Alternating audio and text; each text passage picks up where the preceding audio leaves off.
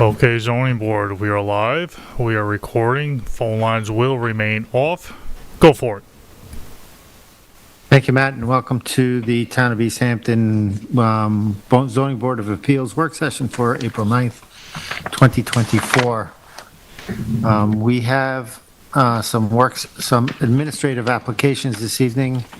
I'll read the first one. The first one is MCLEH LLC at 14 Phoebe Scoys Road in East Hampton, Suffolk Tax Map number 300-90-2-2, and that is to reconstruct a porch in place and kind, allow an existing gravel area to remain, and construct fences of varying heights on a property within jurisdiction of freshwater wetlands. We're going to ask Brian to give this a rundown to us. Certainly, Mr. Chairman. Good evening, board members. This is the survey for the property. This is on Phoebe Scoy Road. The wetlands are not on the property. They're to the north of the property. They are somewhat protected by a previously established scenic easement. This application was the subject of an administrative natural resources special permit last year to allow the construction of the swimming pool within 150 feet of the wetlands. This is the porch to be reconstructed. It's 120 feet from the wetlands. This is the gravel area within jurisdiction. There's a portion of this gravel area is within jurisdiction too. This arc is the 150-foot wetland setback line that marks the limit of jurisdiction. This area of revegetation had been identified during an update prior to the swimming pool application. There's a revegetation plan that was approved by the Natural Resources Department before this property came in for a Natural Resources special permit, and that's about the application in a nutshell. Any questions for Brian? I do not.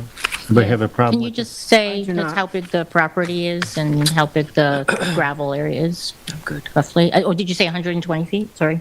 The distance to the gravel area is 112 feet. Okay. The 120-foot distance is to the porch that's proposed to be rebuilt in place, and the size of the property is... I forgot to look it up.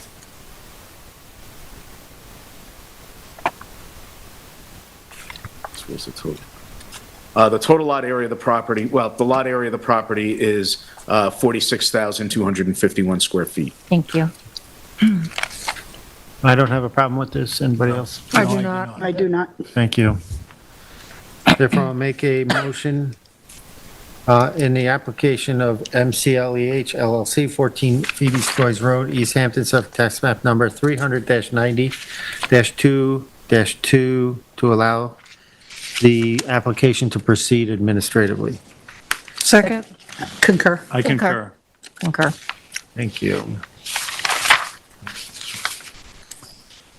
Next, we have Todd Conti at 116 Sycamore Drive in East Hampton, Suffolk Tax Map number 300-39-9-36, and that is to allow an as-built pool patio to remain 19.4 feet from the side yard property line where 20 foot is required. So this property is on your agenda for a possibility of a variance without a hearing. It's not quite an administrative approval. This property is not in natural resources jurisdiction. As the board may know from other applications, there is a provision in the code that allows variances to be entertained. It waives the public hearing, basically, if the required variance is dimensional, not from a natural feature, less than 10 feet or less than 25% and less than 25% of the required setback. So this variance is less than a foot. It would go through most of the other procedures as you would with any other variance application. They would post the property, notice the neighbors, there'd be a 10-day public comment period for the neighbors. At the end of that comment period, this would go on your agenda to make a determination as you would with any other variance. So the biggest differences here in a variance without a hearing is obviously you don't have the opportunity to ask the applicant questions. This variance is less than a foot. Morgan did prepare a technical analysis memorandum that, as she would for any other variance application, that just kind of outlines the history of the property and the circumstances of the variance. So you do need to have the knowledge of the comfort level that at the end of this comment period, unless something unusual happens, you're going to make a decision and presumably grant the variance, and you need to feel that you have the information necessary to do that. Again, it's less than a foot variance from the 20-foot required setback. I should minimize this because that's probably. So with that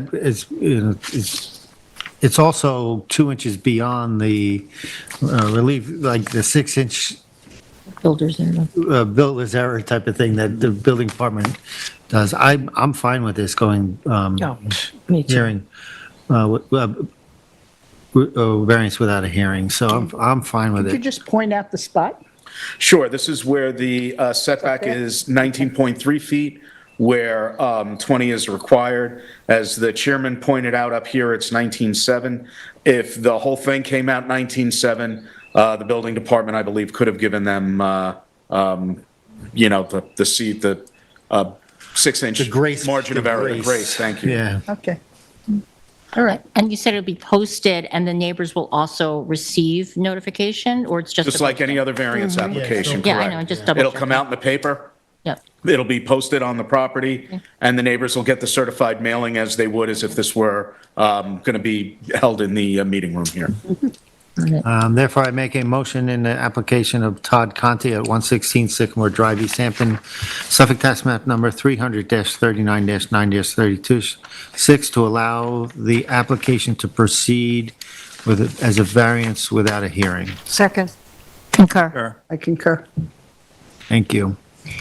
Next, we have Landfall Property Owners Association at 38 Hedges Banks Drive, East Hampton, Suffolk Tax Map Number 300-25-2-7, and that is to allow the demolition of an existing bluff staircase and concrete landing, to construct a new bluff staircase and 4-foot wide gravel path, and to implement a bluff restoration of an eroded bluff on a parcel of land containing tidal wetlands, bluffs, and beaches. Ryan? So this is a homeowners association property in the Landfall subdivision up on Hedges Banks Drive. There is an existing path through the wooded, the property is vacant and wooded. There is an existing gravel path that leads to this staircase down the face of the bluff. The application is to remove this staircase and reconstruct it a little bit farther north where the bluff is a little bit more stable. This line of erosion really represents kind of a ripple in the topography more than anything else. It's probably a better way to put it. It's a little bit more stable to the north here. The new staircase will be tucked closer to the bluff toe than the existing staircase has become. It's also a maximum of 4 foot in width, which is more consistent with coastal access permit guidelines and standards than the old structure, and the planning department believes it's a good candidate for administrative review. You have drawings then will be on file as to what they're, Yes, I believe we do. The trustees have issued a permit for it, by the way. I forgot to mention that. I don't see drawings in here. I apologize. so your basis of your approval will be on the information you've given us at this point? I mean, you're comfortable moving forward if you don't have a drawing as to the construction of the, I think having drawings are important more than just the bird's eye view. These are the existing conditions on the property, by the way. yeah. If we don't have that, I'll make sure that we have that, and I do think you should have both anytime you're going forward on Yeah. just to ensure building compliance. You have to have them anyway, obviously. You're not going to build the staircase just from this plan. But you'll get an opportunity to review what they're planning to do in terms of a drawing. Correct. Yeah, okay. Board members? I'm fine with it. Me too. Think it's a benefit. Yeah, I think so. Therefore, I make a motion. I don't know what's, In the application of Landfall Properties Owners Association, 38 Hedges Banks Drive, East Hampton, Suffolk Tax Map Number 300, -35-2-7, to allow the application to proceed administratively. Second. Concur. Concur.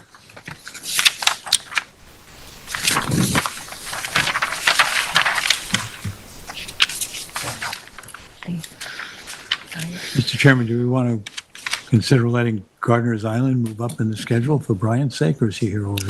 Do you want us to move Gardner's Island up, or are you here for the duration? I'm here for the duration, so Okay. feel free to do things in whatever order you feel is best. Thank you, Ed, for that consideration. So we move into post-hearing decisions, and the first application is 29 Sanger Place in Montauk, Suffolk Tax Map Number 300-31-5-4. Size and location 7,795.32 square feet at 29 Sanger Place, Oceanside at Montauk, lot number 282, map number 2730, Montauk. And the description is to demolish the existing residence and associated structures and to construct a 2,332 square foot two-story residence with lower level grade garage, 180 square foot swimming pool, decking, balconies, driveway, and sanitary system within lot line setbacks and outside of the town's pyramid regulations. The relief sought, 4 variances are required for this application. One variance of 9.1 feet is required from 255-1110 of the town code to construct the swimming pool decking 10.9 feet from the western lot line where a 20-foot setback is required. Variances of 2.1 feet, 2.7 feet, and 4.5 feet are required from 255-1172D of the town code to construct the residence approximately 2.1 feet outside of the pyramid line along the northern lot line and 2.7 feet along the western property line, and railing approximately 4.5 feet outside of the pyramid line along the western property line, respectively, and any other relief necessary. The zoning district is B residence, AE flood zone, elevation 14, and the secret class is type 2. And whose was this? Is this yours? And or- Mr. Chairman, I am recused from Yes, this thank you. application, so I'm We'll wait for going you. to recusal.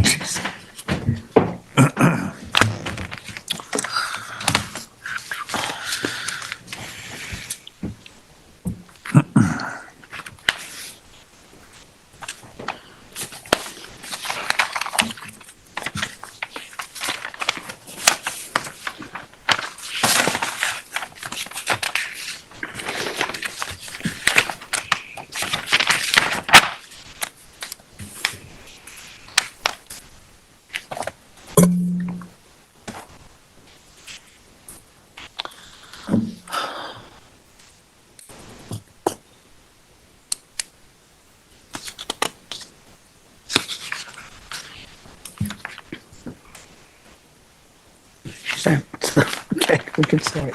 Yeah. Okay. All right, we first had a hearing on this application back on March 21st of 2023. At that time, it was left open for a continuation hearing, which had originally been rescheduled for March. And then there were several requests to allow for further updates from the applicant. So we did that, and finally on we had another hearing. We received updated information on November 9th, an updated survey and some plans, and there was a continuation hearing held on January 23rd of 2024 on this application. This is, the agent was Mike Sendlensky. The architect was C.U. Liu. There were updated plans that we received on this after the hearing dated 11/9/23. And the slot size is 7,795.32 square feet. And it is an AE flood zone, as was mentioned by the chair. This was to demolish residence and bring the residence, rebuild it up to FEMA compliance, and also adding to the size, adding a pool on the southern portion of the property.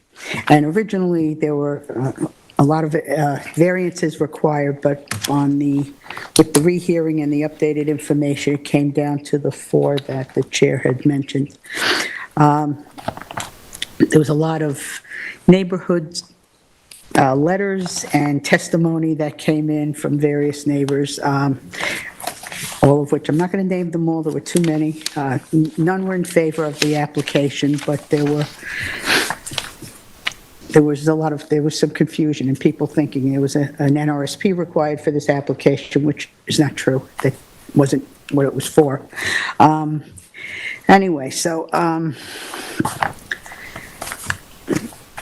the lot size on this, there are variances being requested, so I know the agent keeps saying they're not asking for any relief. However, they are asking for 3 pyramid variances. One is to change the roof line and to add the second story. They're raising it to FEMA compliance. I didn't see any plans in the file as to how they were going to do that, but I'm assuming the building department would handle that if this is approved. Actually, in looking at this, they are asking for a variance, a substantial variance of about 50% for some decking associated with the proposed pool. I think they did a nice job on improving and eliminating the 7 variances that they did. However, for me, what's bothersome is that the size of the parcel is under 8,000 square feet in a zone that has a 20,000-foot minimum. And they are increasing the GFA on this property considerably, going up to 2,379 square feet, and getting close to some of the maximums. But looking at the standards for it, I know we talked about character of the neighborhood at this hearing also, and the Stitch Plains area is a lot of small lots, as this one is. Many of the ones adjacent to it are also of this size. Now, the character of that area, though, is changing. There are two-story houses around, but however, there are vary sizes and lot sizes also.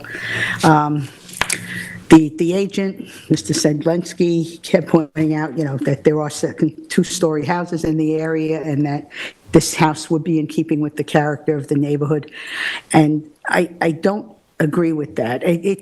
It's not changing the character drastically. However, for the lot size it is and for the house that's proposed there, I think there could be a possible detriment to nearby properties granted by this.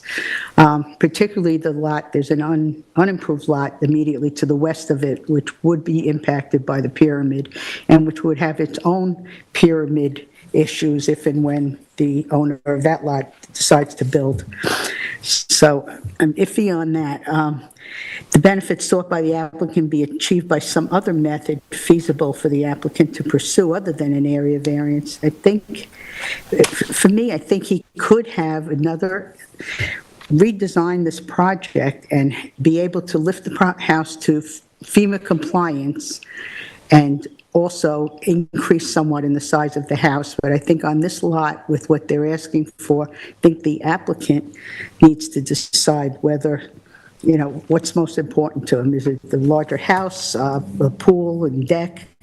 But I think this is too much of a development on this small lot for this property. I think the area variance requested for the deck is substantial, but I don't think that's the biggest issue with it that I have. I think it could have an impact on the physical conditions in the neighborhood, not the environmental. There is no NRSP on this, but some physical conditions relative, again, to other lots of similar size that are at this point unimproved. And whether the difficulty was self-created, yes, it was. So I am looking to deny this application based on that. Thank you. Ed? Okay. I think that you covered a lot of what we want to discuss, but this was a very contentious hearing, and I think it's worth us going over some of these things as well individually as it comes to us. The previous 11 variances was reduced to 4, which is obviously a major improvement in this application from the previous one. I think that the pool did not require relief because the pool did not require a variance, and that was significant in the way in which the house had been, the area had been redesigned. I did not have a problem with the two-story nature of the house because there are a lot of two-story houses there, and many of the complaints from neighbors, I thought, really had to do with aspects of this that it was already mentioned that maybe would have come under NRSP jurisdiction, but also I didn't think that that they were doing anything with the design of this house that was out of character with the character of the, or dissimilar to houses in the neighborhood. They're raising it up to first form FEMA compliance. That was obviously a benefit. We're going to get some other benefits in here in the fact that there will be a new IA system in the project. Let me see. Yeah, they wind up at 16-foot first floor elevation with the new FEMA compliance. And the previous variance, I thought was not substantial enough for me to deny it on the basis of that, given that FEMA compliance we have in other applications have given us similar FEMA problems, and we've balance that with the fact that we've raised the house high enough to get it out of potential storm damage in comparison to where it is now.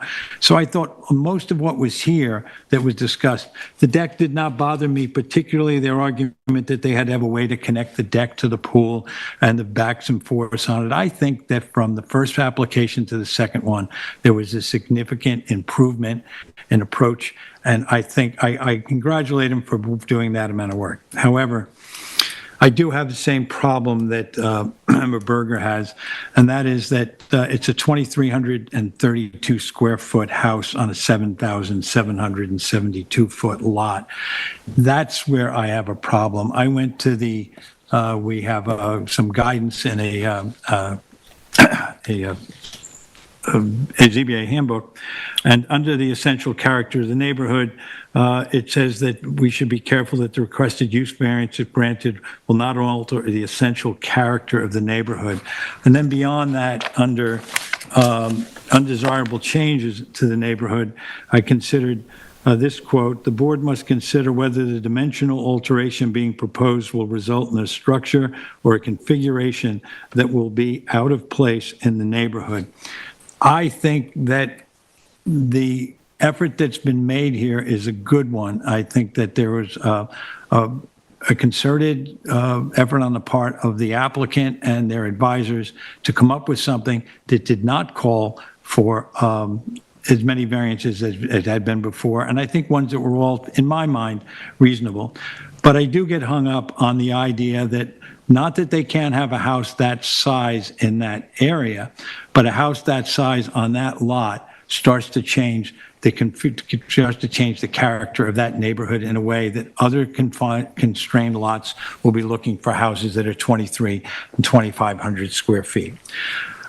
I think, therefore, I look at this and I'm really swayed by this notion that the undesirable change to a neighborhood as spelled out under the variance standards is one that makes me think that this house could have come in front of us as a smaller house. And as a smaller house, I think that I would applaud the other efforts that were made and be able to approve it. But based on the fact that this 2,332 square foot house is on such a small lot, and it does give us pause on a couple of aspects of it. You know, we're going to be looking the other way on variances and including a pyramid variance, that I will not be able to approve this application. So therefore, after careful consideration and understanding that this was something that the neighborhood got very involved in, I nonetheless am making my decision based on the notion that the size of this house on this property is just too much in that particular neighborhood, and it'll lead to other potential problems when we review future applications. Okay, Denise?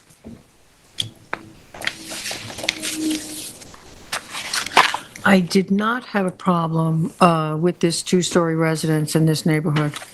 I actually think, having visited that area recently, I think there are similar houses in the neighborhood that are in close proximity to what is being requested here. I think there's been an effort made on the part of the applicant to bring us a better application. In the November 8th, 2023 letter from Mr. Senlensky, there's a reduction in total house width, a reduction in height. It's now not requiring a height variance, a reduced pyramid penetration by lowering the ridge height. There has been a reduction in the pyramid penetration by 1665.85 feet. Had to actually ask my husband what that meant. This reduction has also eliminated previously proposed variance, pyramid variance on the eastern side of the house, and there's a reduction in the pool width to the point where it's now compliant with the code. So now we're really talking about a relief of 9 feet to construct a pool deck. And again, the pyramid variance. I do think this application does meet the standards. And I think there has been an effort on the part of the applicant to meet those constraints. I actually was taken by a comment made by Mr. Senlensky. You know, there was a lot of discussion about, at the public hearing by neighbors who were saying things like, this is going to set a precedent. Well, part of me is feeling that the neighborhood has already set its own precedent. And I think it's admirable that we're going to be getting an IA system there, and that he's going to meet FEMA, which is part of the problem with, you know, requesting pyramid variances. So I am going to approve this application in its entirety. Thank you. So on the outset, I will address the notion that denying an application based on we think it's not the right size, when I believe there is not a matter of record on this application that compares lot size to house sizes in this neighborhood. And I think that it would be remiss for this board to, I believe it is, to draw that conclusion based on the fact that we don't have a record for that. And in this case, I think the application did a good job on bringing, he's removed the area variances for the house. There are no setback variances. He reduced the house height on the property to bring it within maximum height, even though he is bringing it up to FEMA standards. I think he did an adequate job, actually a good job, creating the nexus for approval of the pyramid variances based on the topography of the house next door relative to the house, to the lot to the west, which is a driving factor and uniqueness of this property to allow the pyramid variances. I did take a look at the deck, and if anything, that would be my biggest problem with this application. But in light of the applicant's request for access there, I would also allow that. I'm looking to approve this application. I do think it meets the variance standards, and I do think it's appropriate for the neighborhood, and there, that's that. We good, council? Thank you. So it's a 2-2, right? We have 2-2. Thank you. Okay.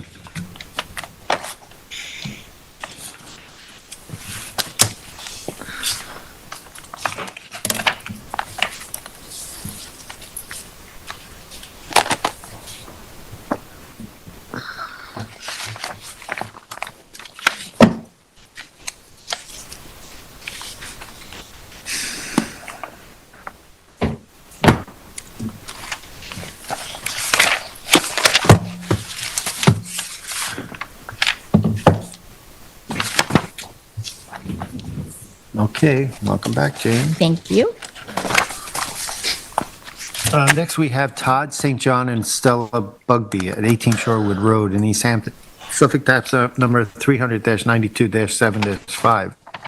The size and location is 40,110 square feet at 18 Shorewood Road, Shorewood, Lot 9, map number 6018 in East Hampton. The description is to allow the existing pool decking to remain within northern rear yard lot line setbacks. The relief sought is one variance of 7.1 feet from 255-1110 of the town code is required to allow the existing deck to remain 22.9 feet from the northern rear yard lot line where a 30-foot setback is required and any other relief necessary. And the zoning district is A residence, zone X flood zone, and the secret class is type 2.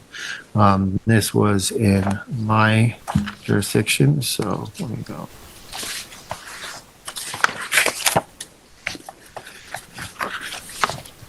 So this lot is 40,000, size of the lot is 40,110 square feet. It is within the water recharge overlay district. The request is to allow an existing pool decking. The decking in this case was built prior to this owner purchasing the lot.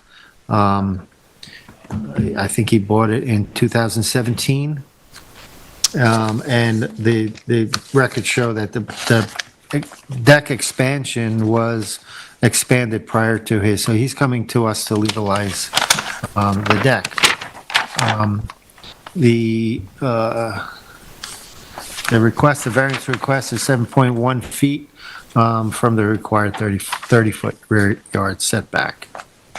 The historical images show that the deck was expanded in 2001, 2004.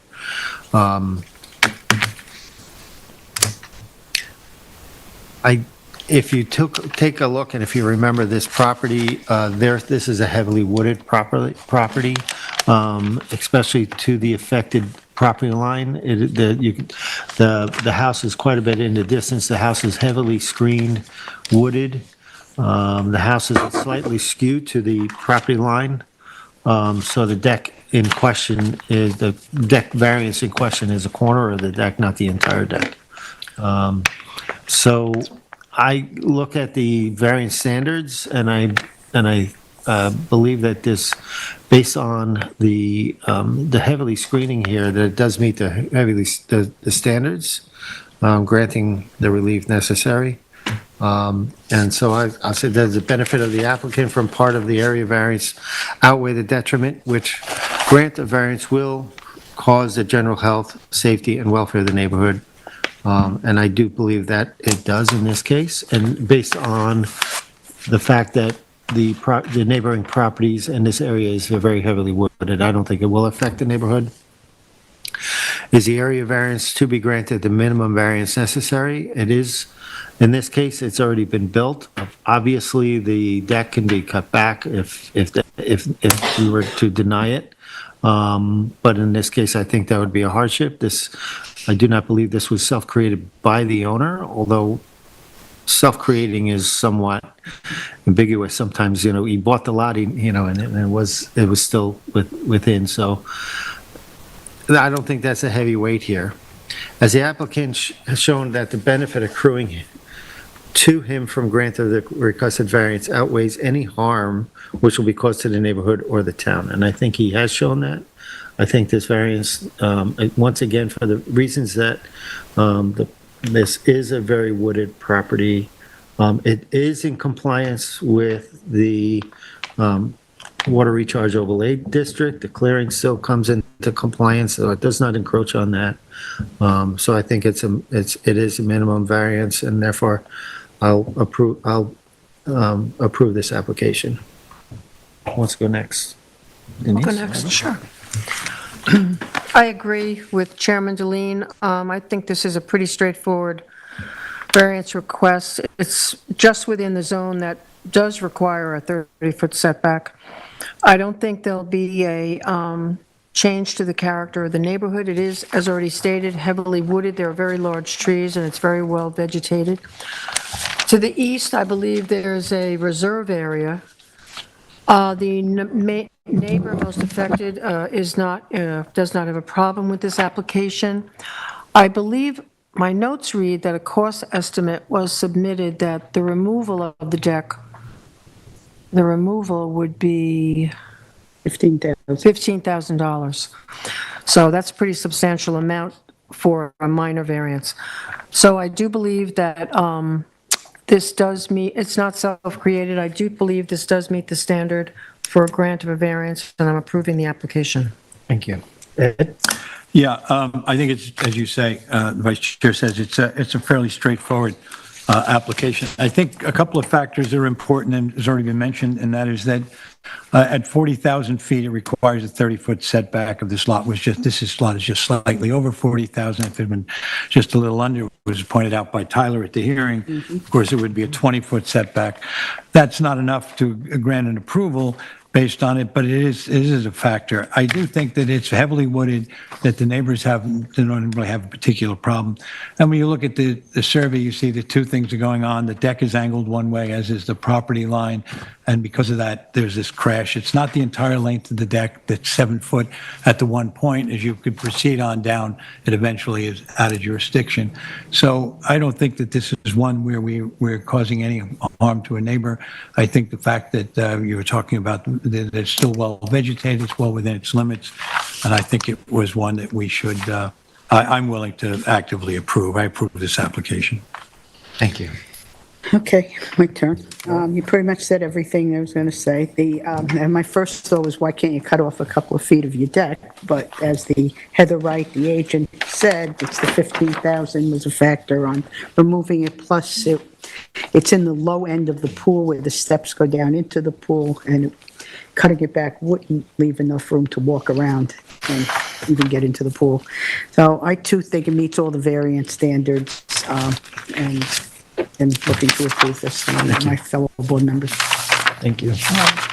With respect to looking at the application relative to the standards, I generally agree with my fellow board members, so I won't repeat them all. I do think that the benefit of not having to incur the cost to redo the deck benefits to that benefit outweighs any detriment that would happen. We know that the neighbor is not objecting, and again, the screening and the size of the lot and the fact that it's just into that 30-foot setback area is persuasive to me in terms of approving the application. May I ask one question? I know that all approvals run with the land, but in the case that there was a redevelopment on the property or the whole thing was demolished and redone, would that extinguish this variance, or would it?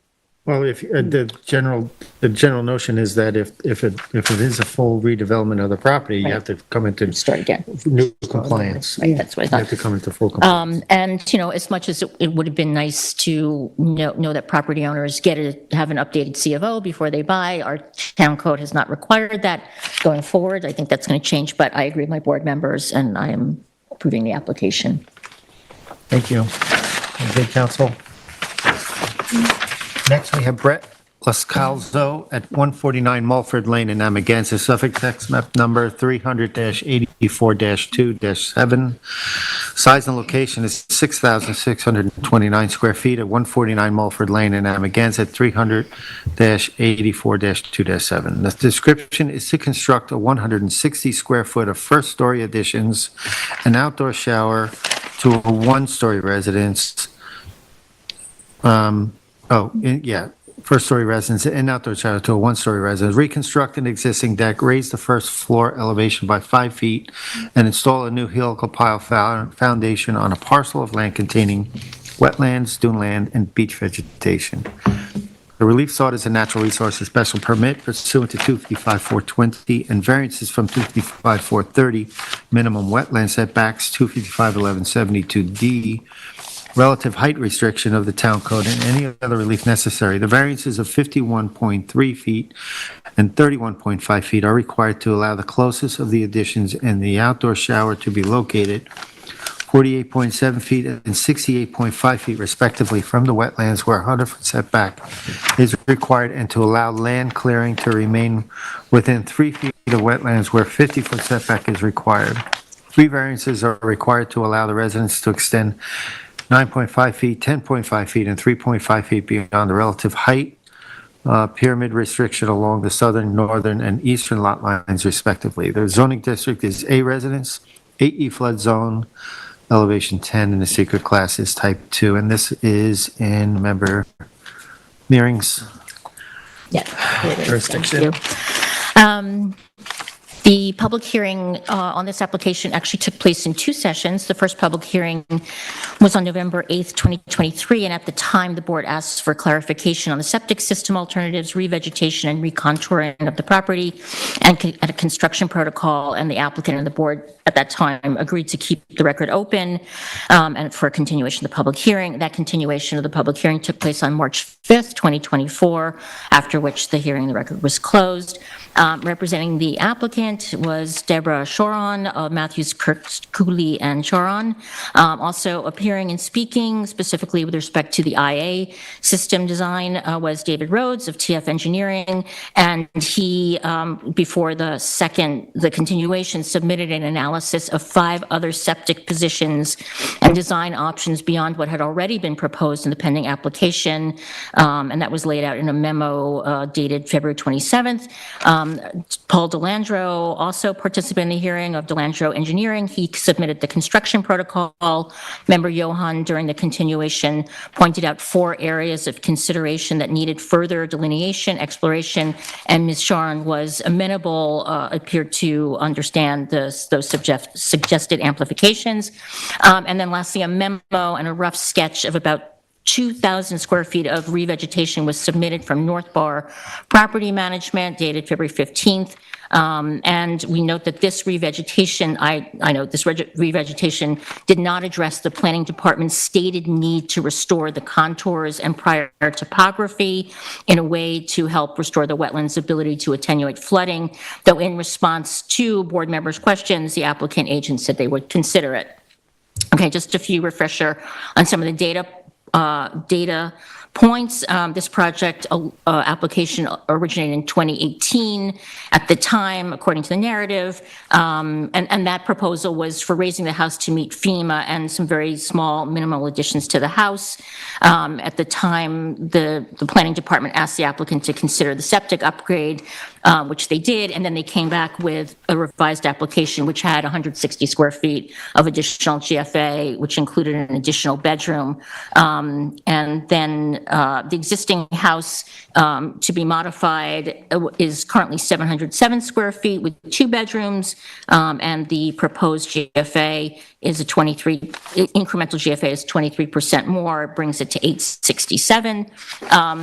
Of the 160 square feet of additional GFA, the bulk of that is 110 square feet, which extends off the existing southern facade towards the southern property line. And as we noted, the bedroom requires a wetland setback of variance of 51.3%. And although a lot of the pyramid nonconformity is coming just from raising the house, obviously bringing more structure to the pyramid, to the sideline, and raising it adds to the pyramid nonconformity. And the total lot area was stated, but excluding the wetland areas, this lot measures 5,269 square feet, and it is 83% substandard to the A residence zone in which it sits. I note that the survey, can someone just check me on the survey, please? It was at the October. Right, okay, good. One thing I do want to note is during the continuation, the applicant told us that they had found that they would be able to move the septic system another 5 feet further from where it had been presented on that survey, but they chose not to provide an updated survey depicting the change. And of course, we're working off of the TAM dated 10/10/23 from Brian Frank. I acknowledge the council's memorandum of law that stresses that even with the additional development, quote, the property will remain well within permitted gross floor area as well as building and total lot coverage ratios. And I don't dismiss that, but as I apply the code, that does not necessarily make the case for approval on a property with these natural resource and area constraints. Proposed structures relative to maximum dimensional allowances are a hurdle when considering a fully as-the-right permit, but not necessarily, is it a relevant touchstone or primary touchstone when an application requires the type of variance relief and is in NRSP jurisdiction as is this one. It's also clear to me, as I deliberate, that given the significant constraints of this lot, that any further addition of GFA or expansion of coverage couldn't be achieved without even more substantial variances. And I do understand that this is just one of these lots that you understand why someone needs relief. I also take into consideration the council's, quote, legal theory of the application, in which they are making a case that, quote, the benefit to the property itself and the surrounding area is made better or is created by achieving FEMA compliance and new septic and revegetation. But all in, I consider closely this is a highly constrained lot, undersized, narrow, impacted significantly by wetlands. And as I said, I understand the request for relief. And I also believe that one bedroom is a meaningful benefit to the applicant, and that 160 square feet of addition might be, quote, the minimum expansion necessary to meet their need. But I don't necessarily see this application relative to area variance standards as being the key basis for approval. I believe the NRSP standards must take precedence in a decision regarding this application. 255-551D specifies the standards and safeguards the board must apply before it authorizes an NRSP. And I look at 255-551D, which states that alternative reasonable uses are determined not to exist. And 2 is especially important to me here, alternative designs entailing diminished or reconfigured areas of use or other designs would not be considered to be feasible. And the crux here is related to the proposed placement of the new IA septic system related to the wetlands and the groundwater. As proposed originally, the new septic was going to be 12 feet from the wetland boundary. As we indicated, it's moved to about 16.8 feet away. And just as the applicant's agent told us, they must rely on their engineering expert about the optimal placement of the new septic. As a board member, I must rely on the expertise of our town chief environmental engineer, Brian Frank. As he stated, he could come up with no recollection of, quote, an example where the ZBA allowed a septic to move materially closer to wetlands. More importantly, as I apply the code per NRSP standards, we must consider the particular challenges presented by the specific type of wetlands on and around this property. Again, as Mr. Frank has testified, these wetlands are part of an extensive system that are dynamic, not static.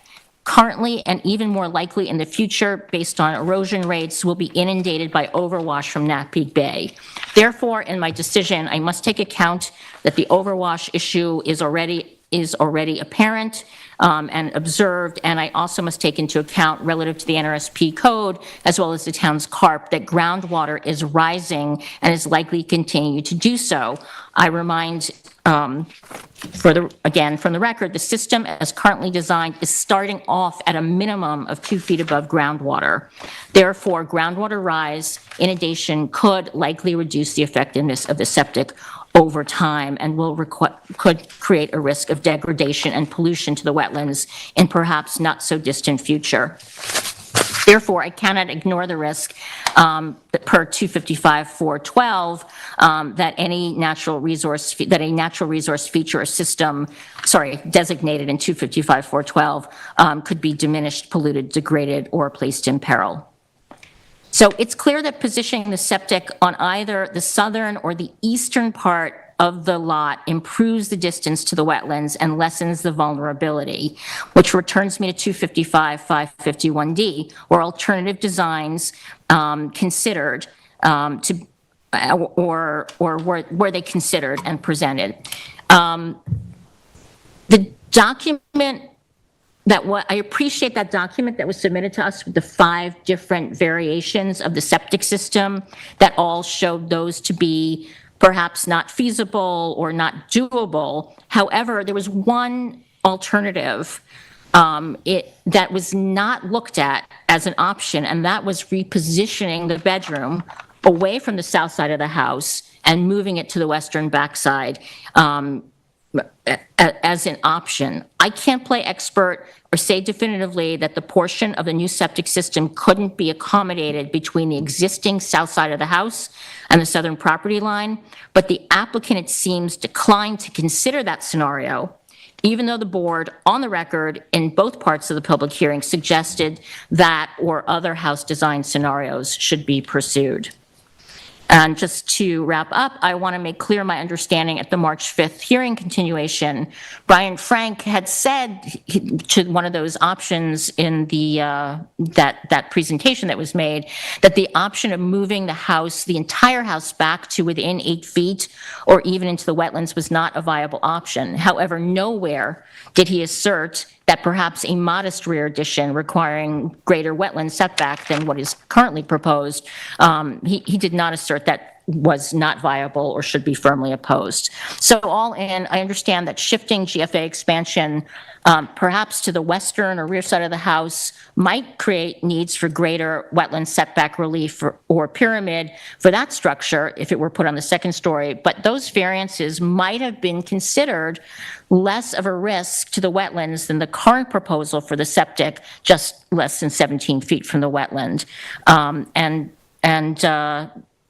So with believing that that was not fully considered, I, at this time, believe that 255-551D is not satisfied, and I will recommend denying the application as presented.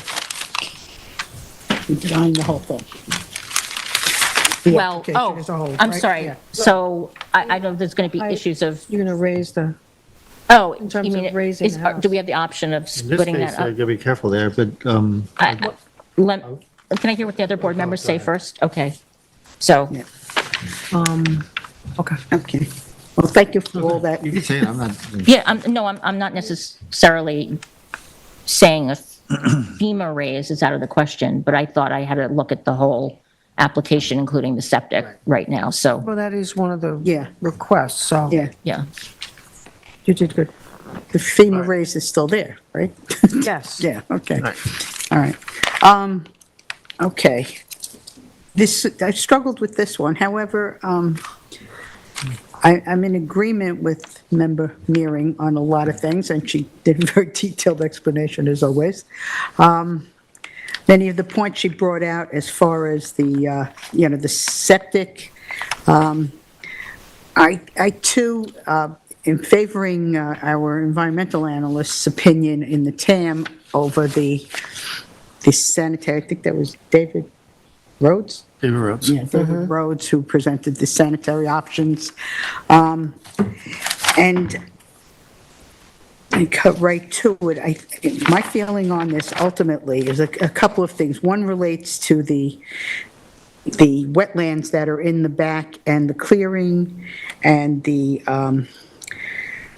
planting of the grass and the destruction of the wetland in the part of the wetlands there that are on the property itself where the deer fencing is.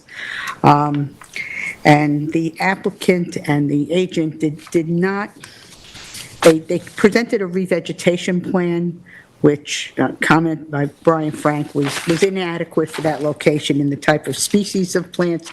Plus, it did not address the restoration of the wetlands and to match the contours on the property as they existed before the previous owner or whoever it was that destroyed that area of the property.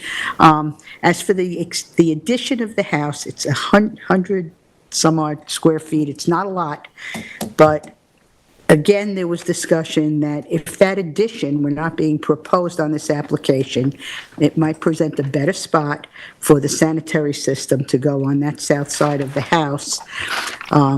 There was some discussion with David Rhodes that, well, they might possibly have to go to the Suffolk County for an approval of putting a septic system in that location, but my thought on that is let them do that. I think the septic system being 19 feet, is it 19 feet away from the wetlands is is outrageous, even though there's existing today a cesspool. And I think this does not meet at all the natural resource standards to 255, 551. There are alternatives that can be done. There's even that small addition, even though it doesn't max out the property, this is another tiny lot so we're even 100 feet sounds like, to me, seems like a lot. So I too am going to deny this entire application. I think there are options they could have done and presented better. Thank you. Ed? Yeah, so this is, I won't call it unique, but this is a discussion that's going to come up again in the future relative to this particular, the situation that surrounded this house. I'll begin with saying that the TF engineering report I thought that was submitted 2/27/24 was a good analysis of what are the 4 potential areas you can put a septic system here, where can the IA system go, and what were the positive and negatives in having them there. I thought that the Landro building protocol tried to address our usual concerns. I think it's important to note that the GFA and the lot coverage and total lot coverage required no variances. The proposed addition will not be closer to the wetlands, which is always something that we're looking for. It's a 160-foot addition, which is not that sizable, but it is a very constrained lot, and it's a small. I think also that the house was going from only 700-plus feet to 863. It was not a major addition on this property, but the people were looking to upgrade what they had. There were some parking concerns we discussed during construction, and the protocol would try to do that, and we talked about seeing to it that the minimum amount of damage and disruption was done on the road.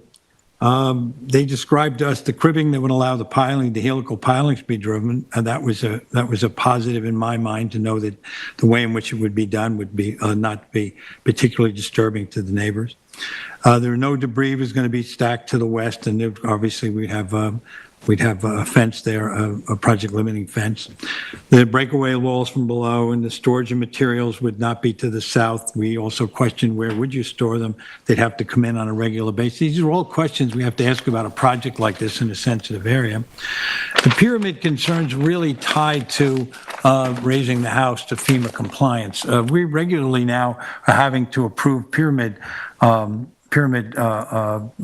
variances based on the fact that we will sometimes or very often consider that raising it to FEMA compliance is a more important aspect of what we're dealing with, and that the pyramid on these constricted lots will be something that'll come in front of us and have to be seen on an individual basis. But we have given approvals in some of these in the area.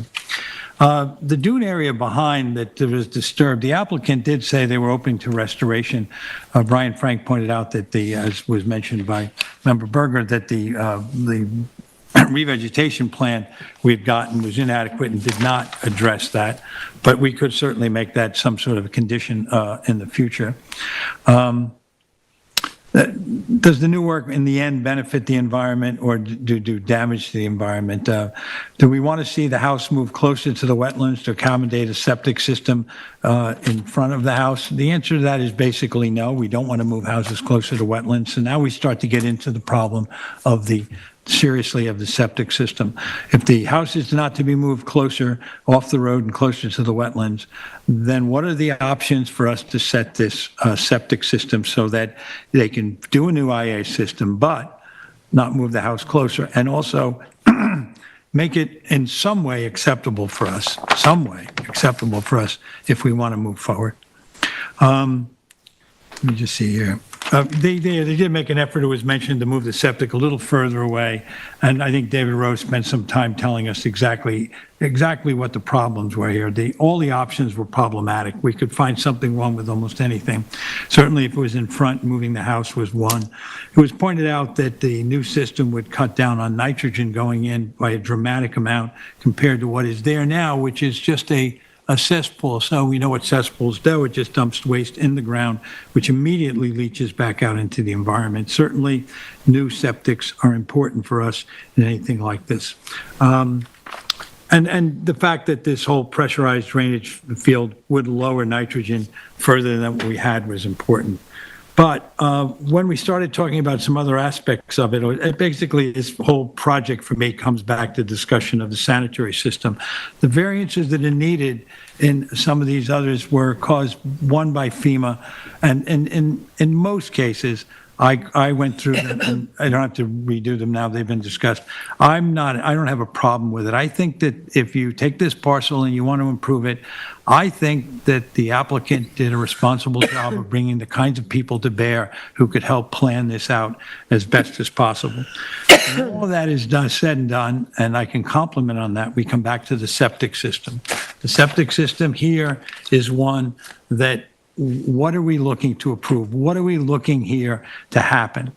This dynamic wetland that is only 3 to 4 feet above sea level is prone to flooding and overwash. We know that. We know that we assume, and I think it's a correct assumption, that the sea level will rise and there'll be some new episodes of flooding in the area that will possibly have additional effects on any kind of thing we put in. Brian Frank said at the meeting that not only was it a poor candidate, but his quote was, it was irresponsible to put an IA system within 10 foot of wetlands. Well, it's not exactly 10 foot of wetlands. They moved it back. But nonetheless, he was making his point that for us to start approving IA systems this close to wetlands opens a door that we have to be careful that will come back to us again. What are we going to do about it? This is a question. I spent a lot of time looking at this. If you're asking me, and I own that home, I've come in front of the board and made a very good effort here. I've said, this is what I think can happen on a constrained lot, and this is where I move forward. The restoration of the dune land is important. I think I can accept the variances. It's all about the septic to me. It's all about the septic. My gut is that we should move forward here. We could have moved forward here potentially with the septic system, the new ice system, to replace the cesspool that exists. But I have to show some deference to the opinion of our planner, and that is that if we start setting these this close to there, and there was a question, I raised a question with Brian Frank, whether or not he thought that we were better off leaving something that we know is doing damage rather than something that we think will do better. And he thought the degradation of a new system was something that was very likely would be sped up by flooding, irregular flooding and overwash. Where does that leave me? It leaves me with agreeing with my fellow board members to deny this, but not because they don't think that a reasonable effort was made, and not because they don't think that David Rose tried to find the very best way to set this septic. I think the problem is that in this particular site, we have to be even more creative when trying to locate this septic system. I think that putting it within this close proximity to the wetlands is a very difficult way for us to go. I'm going to say that this is one that, it looks like, why would we turn down a system that would improve it? But I think we have to be careful of starting to set these systems any closer to the wetlands, and it's absolutely necessary. And I'm not sure that there isn't a way that we could make an improvement on that. So with a certain amount of concern for what was done, I think in a very straightforward and honest manner by the applicant, I nonetheless think that this particular take on this project, I am not willing to approve at this time, and so I'm going to deny the application. Thank you, Ed. Vice Chair? Thank you. Right now, the residence is 70 feet from the shoreline of Napeague Bay, in an area prone to coastal flooding and erosion. So now we're proposing to add a 160 square foot addition on the east side, which will increase the nonconformity to front yard setbacks, which will bring the addition 12.9 feet from the property line, where 20 feet is required. Now we're also being asked, and they're proposing to install a septic system 12 to 16 feet from a wetland in an area which is highly vulnerable to coastal flooding. In my opinion, clearly this is not in keeping with the natural resource special permit standards or variances, or with our coastal assessment and resiliency plan. It also is not in compliance with that plan, which encourages us to plan better by adapting to the rising of sea level. I agree with the planning department that the septic system should be located on the south side of the residence beneath the driveway.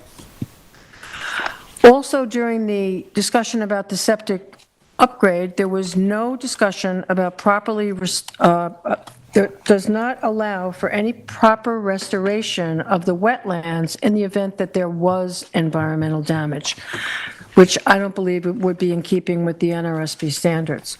Now, the CAR plan between the years of 1983 and 2016, East Hampton observed the shoreline change trends.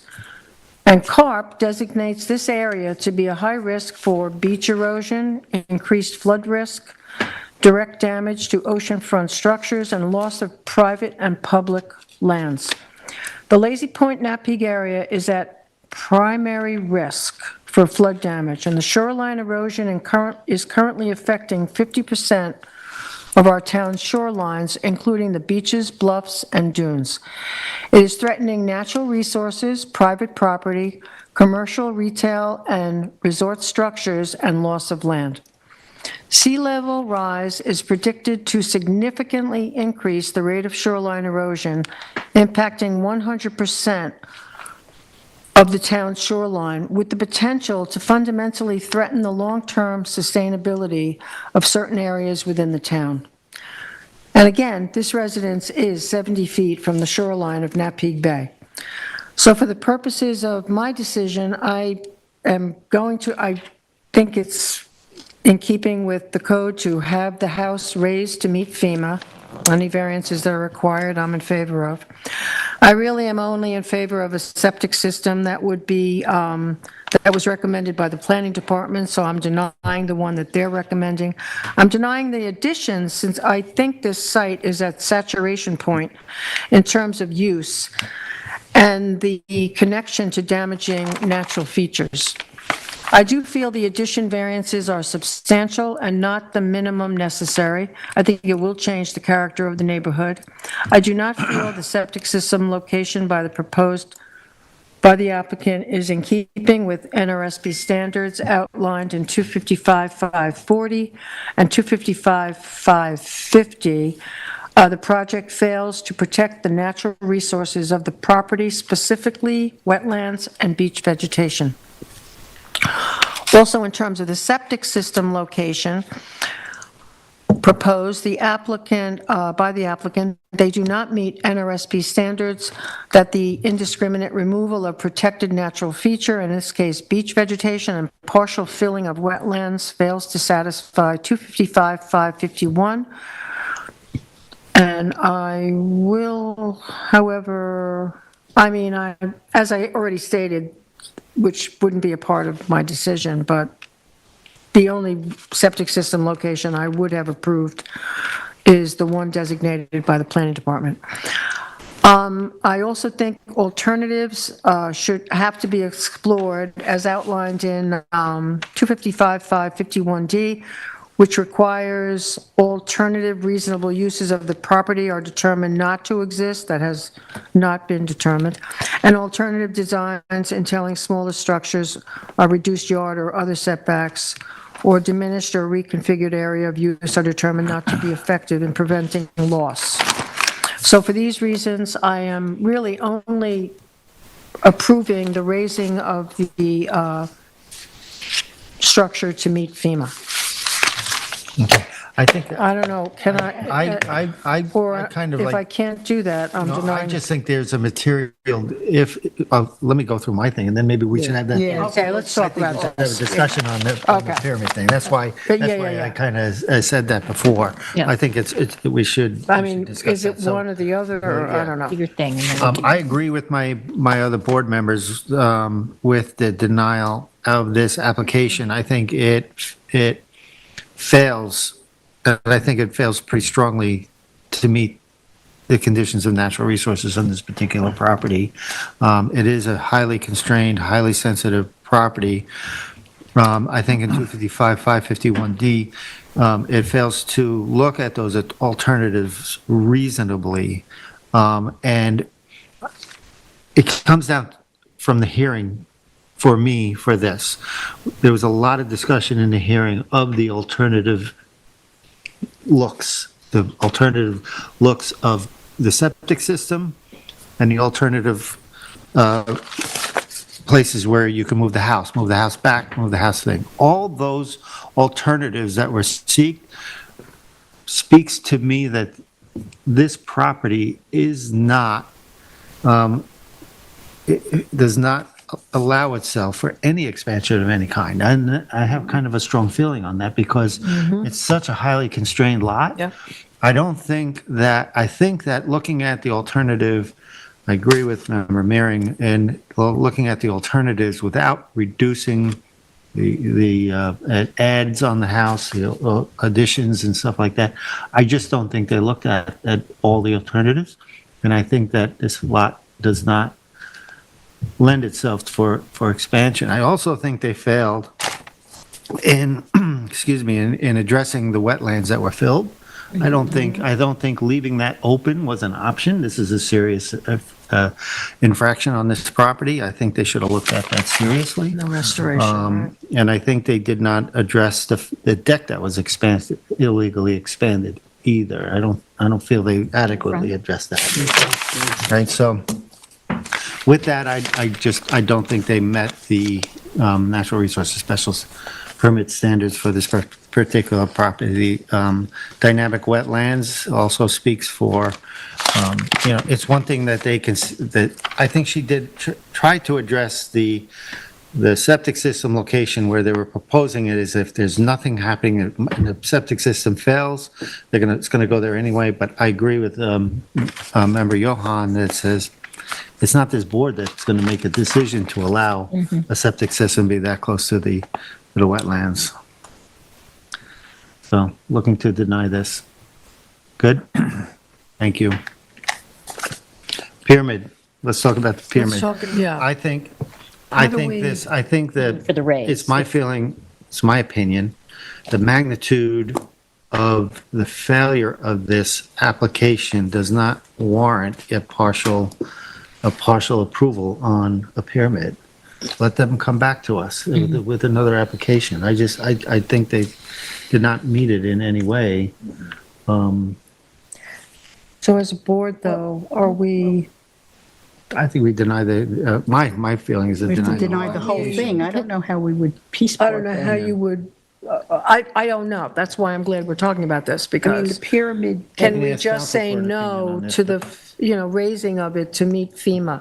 Are we able, 'cause I think that's the only thing I would approve. I think if there's a minimal part of an application that we said, okay, we can deny it, like a section of a deck or something like this, but this is a material issue on this application, and I think that's a bigger, council, I don't know if you want to weigh in on that, but, well, I think a factor on it too is that the south side where the addition is going helps increase that pyramid. So to say, So if you say no to if we that, say okay to raising, but not the addition, Right. well, I think we all agree that, Yeah. that FEMA is a desirable thing, but I think, and in this location, it's almost necessary. Except my question is, if the house were to be raised, no addition, right, just the Right. structure there, right? And I would imagine it might be renovated inside too, because it's a disruptive thing, then wouldn't that actually trigger the need for a septic? And then wouldn't we be back in the same back at situation? the same situation, they still have not addressed the filling in of the wetlands, they still have not addressed the re-veg properly. There's a lot they got to look at on this property, and I think that granting a think- part of it I don't is, think you can approve, in my opinion, I don't think you can approve raising the house without opening the door to have them come back and say, well, now that we've got it in that position, what about approving the septic? You've forced us into a corner. We've raised a house. Where are we going to put the septic? We want them to come back, as the chair has said, with a whole new idea. So for me, I never considered any kind of partial approval on this. I Yeah, think no, that neither did I. if the project if the project either is or isn't acceptable, and to go back and say, well, if you leave something off, we're not in a position to make that Yeah. determination. Well, I just think because of the vulnerability of this area, that, you can just lift a house. You don't have to do anything else. And they can still have to come back to us for septic. Well, I mean- I would prefer to see that the proposal to lift the house was accompanied with a septic proposal that we could or could not approve. I would like to be on record that I'm in favor of raising the house to meet FEMA. Not necessarily granting pyramid, just raising the house, and leave it up to them to come back to us with alternatives. Okay, well, fine with that. You too? Yes, I mean, again, I think that, Granting it to FEMA. I think the It's just burden. important for us to have a conversation. Yeah, no, it's going to come up again. I think the burden is on the applicant, especially since it was suggested twice in both parts of the hearing. And we don't redesign people's projects, but we were clear, like, be creative, come back, and they chose not to really go balance the addition versus the septic, so. But if they come back for FEMA, if we're approving FEMA, don't they still need to come back to us on an NRSB? Yeah. Because we're denying the septic system, they're still going to have to do it. Yeah, And let them come back to us with alternatives. Yeah, I mean, we're simply, again, the only reason I even considered raising the house was because of the area it's in. I almost would feel remiss in not approving that part of it. But in terms of everything else, I don't feel I'm obligated to grant something else. I just think the raising of the house puts them in a safer situation because it is a vulnerable location. But that's it. I mean, if they want to come back to us with an alternative, that'll be something they have to do. I mean, this is just my opinion. This is just how I feel. I'm totally I would- respectful of how the board feels. Just listening to the board, I would agree that if there were at least two other board members that felt the way that Denise felt, I actually think that the board could separate the two. There would be implications down the line, which is what Jane raised about questioning and confirming that the cost didn't trigger the sanitary upgrade, because that's what the, 50% value, but that wouldn't necessarily be the question in front of the board right now. But if it's only Denise that wants to parse it out, then I think it's understood what the rest of the board I'm feels. okay. You, fine. What, parsing it out? no. No, with moving I don't on. want to and- pass it approving. on. I don't- No, not I seem to be approving. the only one. Denise wants to go on the record Yeah, with it, I but want we're to not go, approving, yeah. I want to Yeah. give them approval to at least raise it for safety Because of purposes. that addition, the FEMA thing comes into play. Because you're not approving the addition. I'm simply saying raise the house that's there. But that would require a pyramid, which you'd be willing to give, Probably right? would, Oh, but that addition plays into the Listen, pyramid that would be a too. whole nother application. Yeah. It's a whole nother look. We don't know what it would require, and I don't think it, I just think For in me, I terms don't of the wanna area park, and yeah. safety purposes, it's Yeah. 70 feet from the shoreline. So for me, I'm comfortable with everything the board is saying, but I'd like to approve that section of the application. Okay, done. Thank you. interesting discussion. It's just too complicated on that one.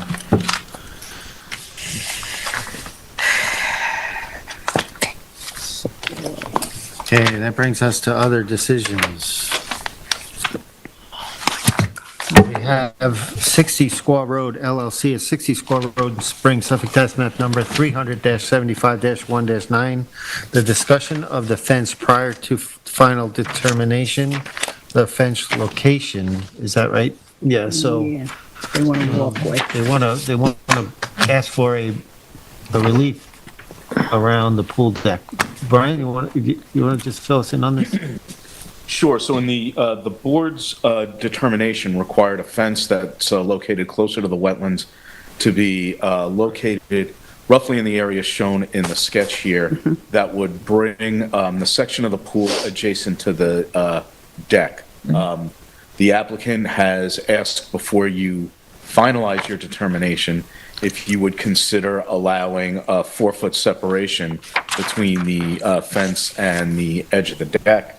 A revised sketch is not in the file yet, but this is basically what it would look like, providing that 4 feet in this area here. Could you Oh, blow they're that up a little asking bit? for the 4 feet between the deck and the fence? Yeah, I think if you I thought remember, it was we- on the I other thought we side gave them- when I We didn't saw. approve the deck in their proposed locations, so we moved it. So they're asking if we would allow a 4-foot separation between the deck and the fence, and that's up to us to decide. That's But I thought we gave them some passage. No, I No? don't think so. Okay, is this the sketch he sent us?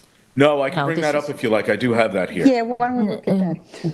This was. Because I thought it was on the other side, on the seaward side of the fence. Sorry, oh. That they were asking for. No, this, it. this is the area that, as modified from the sketch that the board was going to approve, the 31924 sketch prepared by the planning department. This is what Mr. Huber is asking you to consider. So that new line, Where's the walkway? Is it on the seaward, the Now, harbor I side? think what he's asking for is the proposed fence to remain here, but to come out 4 feet. Yeah, And then. That's my understanding as well. Oh, okay, so the on fence, Just where the deck is. One leg of fence, I think he's Which is requesting. what was discussed at the hearing at one point, was a question that I believe Ed raised in the hearing, yeah. about allowing them to be able to. so he could walk past the deck without going past the fence. Right, and be able to go around the deck instead Right. of hopping up onto the deck to get to the other side. What? But I'll just say there's that no, that was my original suggestion, and then I think the board moved in another direction. So I don't have a problem with this. I'm just stating right away. Then I thought that allowing them 4-foot passage beyond the deck was something that was reasonable. So I said at that time. Now, the board moved in a little different direction, and we came up with a different plan, but they're just asking to come back to that 4-foot passageway outside the deck. but there's, one can move from one side of the property to the other by actually walking along the deck too, right? So it's not like you can't it's not. get like- around. Right. Is that correct? Okay, And they can also cut back their deck that is another as option. well. To cut back the, right. Because the fence is, I mean, I was really cuspy on that fence. I understood there's dog protection, and I'm sentimental to dog protection. But, you know, I think it's just so close to the, I have a wetlands, problem with so- this. I mean, I actually wanted to talk to you about this before, but in terms of process, we made a decision. So I feel like I did my job. We had a project before us. We made our decision.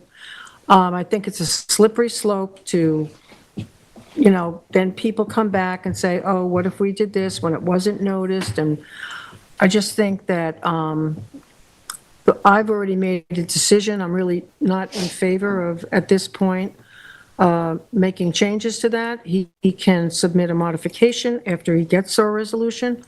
But I think we open the door to a lot of people, you know, once we make a decision, they say, oh, you know, by the way, maybe we can do this. And I just think in terms of process, this is not a good road to go down.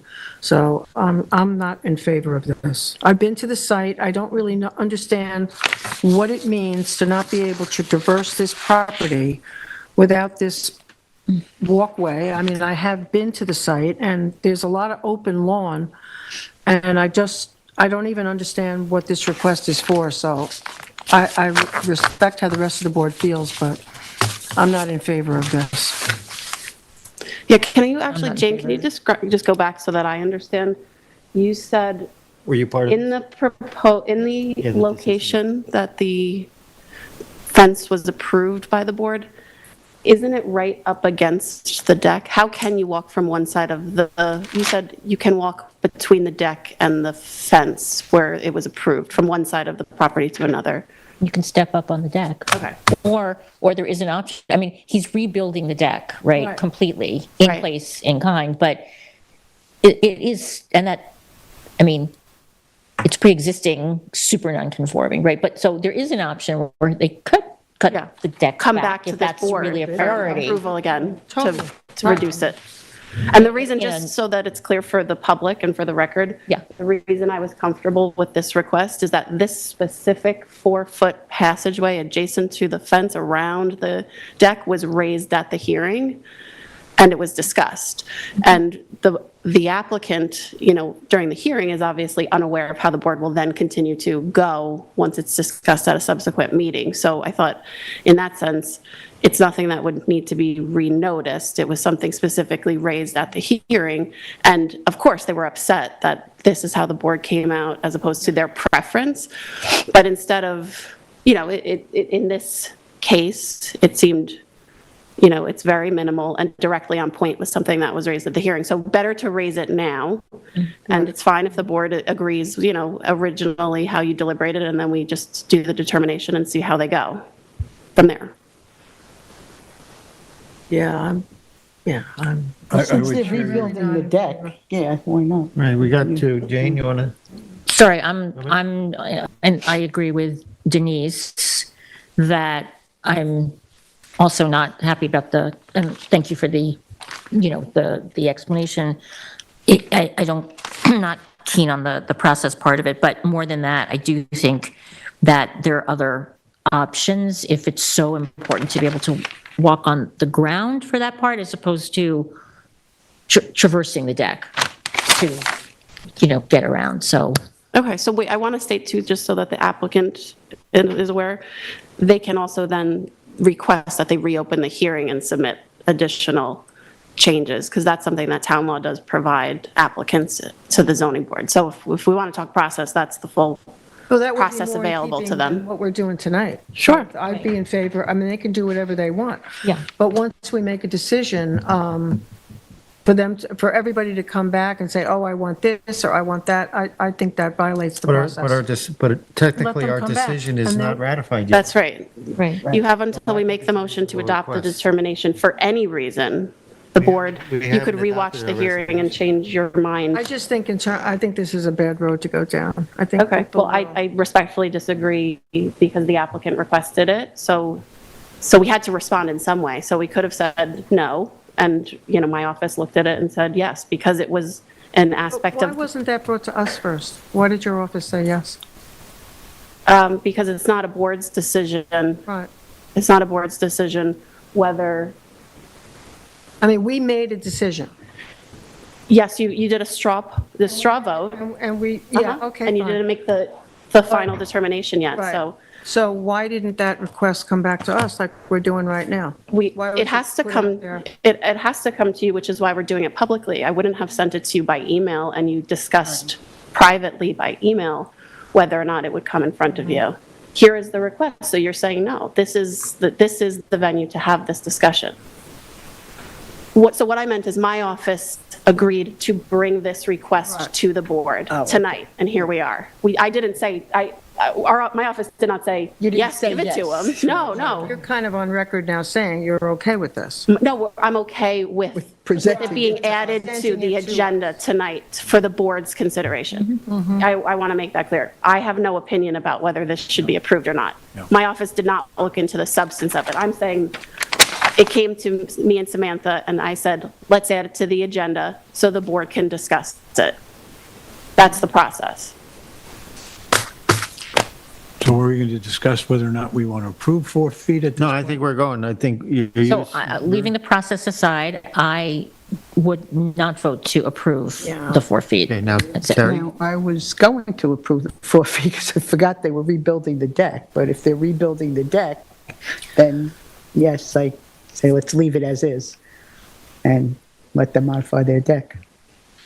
So I believe that with notwithstanding anything, the responsibility of this board is to be reasonable.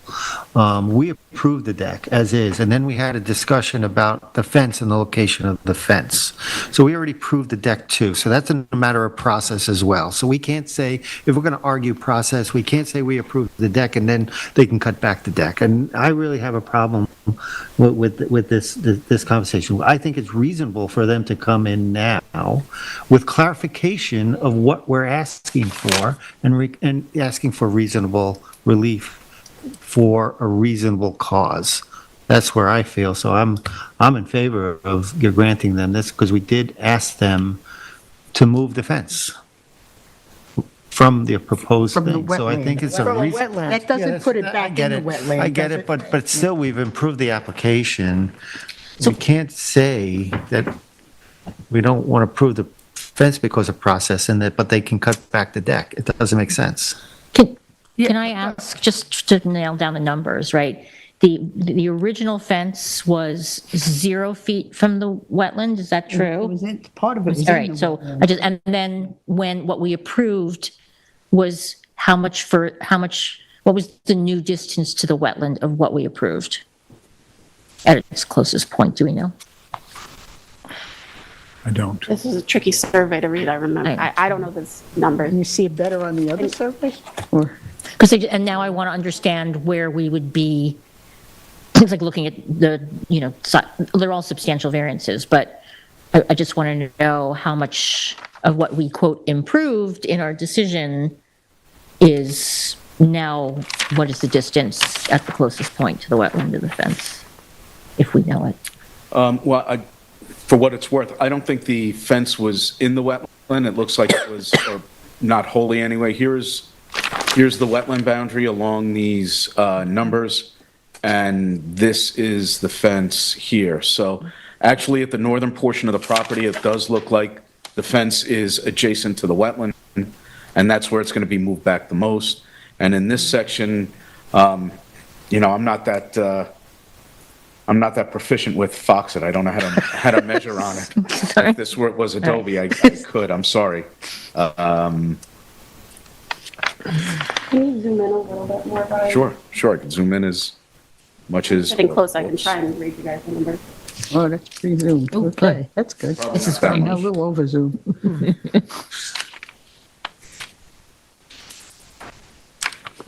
So it looks like this distance here, if this is probably to the corner of the deck from the wetland, and that's 11.6 feet. I would say that's probably the closest point of the deck to the wetland. But there is writing on here now, and makes it a little tough. So I'm sorry, I'm participating a lot more than I normally would, That would but make it 11. the green line, Brian, is the boundary of the wetland, and the wetland is anything from that green line west? Yes, towards the water. So was that clear to the board at the time? Because if the green line towards the water is the wetland, he's saying, and then the fence is east of that line, then was the fence in the wetland? I'm not sure. I thought, Do we get I thought part of it was, but my memory might be wrong. can you remind me, is there an easement over the outs, beyond where the fence is? I don't see one indicated on the survey.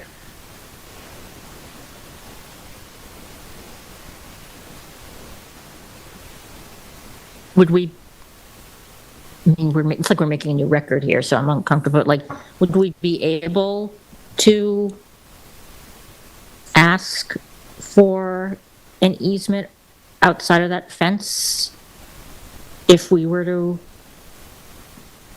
grant this request? I think so, yes. What? Yes, I think so. Because we're taking it back now to, well, did we talk about an easement in the actual hearing? I don't remember. Did it come up? I don't remember. I don't remember either. But if it does come back, and it Can might, make a then we suggestion, could- can we they table this could- until our next discussion? So that I'm not we gonna get some of change these my answers? mind on this. No, I know, but maybe we need to get this easement issue resolved. I actually do think, just personally now, because I remember the hearing, I remember this survey, I remember the discussion about the fence. I wasn't clear that if that line, the green line, and everything to the left of that green line is the wetland, and the fence, you can see this fence right here, it's labeled fence. That's the original fence, the current fence. That's the existing fence. Is that in the wetland? I It thought, is adjacent to the wetland, or it's very close up in the part of it northern. was- TAM, I thought it's like One a portion of it. Portion of it feet was. from it. I don't have the TAM with me, but And maybe I was wrong about the closest point. This might be it. It says 3.2 feet. This looks like the fence. This looks like the wetland boundary, but I'd rather read an unmarked up and scanned survey than So this one. should we table it? We've already table it? approved. That line you're Yes. talking about, we've already approved. The The dark- 3.2 feet is a fence line that we approved in our at the hearing. Three, You know- 3 point, I mean, take I this think it got relocated to this red line and, Yeah. no, I'm mistaken? No. Okay. Agree. I think the 3.2 line is an original, that's showing the, Okay. to the existing fence from the wetland. I'll just say that I agree with the chair that I think reasonableness enters into this, and allowing the 4 foot is not a problem for me, even though I realize the fence is moving closer to the wetlands and being up against the deck. So I'm going to stay with that. I felt that the night of the hearing. I feel it now. I'm going to stick with what I've already said. Fine. I'm on the cusp. I mean, I wouldn't mind tabling it to see if there is an option for potentially an I easement. mean, if we could get an easement out of it. I feel, I'll stick with my reasonable, I also feel that when we make a line on a survey during a discussion, and it's arbitrary in nature, because we're making a line that's on a survey that still has to be verified on the survey. And I don't think we had a discussion that we say, we want this fence to be touching the deck. I'm not sure if we had that conversation. So it still has an arbitrary nature to the decision we made. And I still feel it's a reasonable request that the client, the applicant is asking for.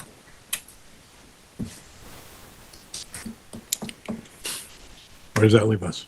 Where, Well, yeah. do we have an option to That's up to table? you. We have, It's up to me. it's up to you. Put a light on her. If we can get an easement out of it, then I'm willing to go with, Do you want to ask him if he'll grant an easement over that? Well, I don't know if I that's don't know. appropriate No, or I not. think- Well, how big, where? Just say Well, I mean, can we table this and think about, like, if this is even, like, I mean, if you, Jameson, are you saying that if it was not ever brought up, if it was never brought up at any point in the hearing, then we can't bring it up, or Can we bring is it up coming in and now? asking for something, then, is it an option? I am saying tonight, right now, if the board just wanted to decide something and move on, I wouldn't be comfortable, saying, yes, we should just mention this easement, because I don't remember if we talked about it in the hearing. I will look at that, in particular, if you want to table it, that's one thing that I would be looking at. But alternatively, even if we didn't, I agree with the second portion of your statement, which is he is still asking for something, in my opinion, which was raised at the hearing, but the board did decide something different Right. and discussed it. So I think we should table it for that reason also. If the applicant now, who's watching this at home and probably screaming like, yes or no, or stop or something, let's table it and give, It's another reason. and have this opportunity if the board wants to Okay. let's put it table on again. okay, we'll table it. Yeah, yeah. So, Move on. so just so I'm clear, if we go ahead and approve this, it can be conditioned upon, or because he's coming back, whether it was discussed in the public hearing or not, why wouldn't we be able to bring up the idea of a scenic easement, which would make it more As a condition. approvable?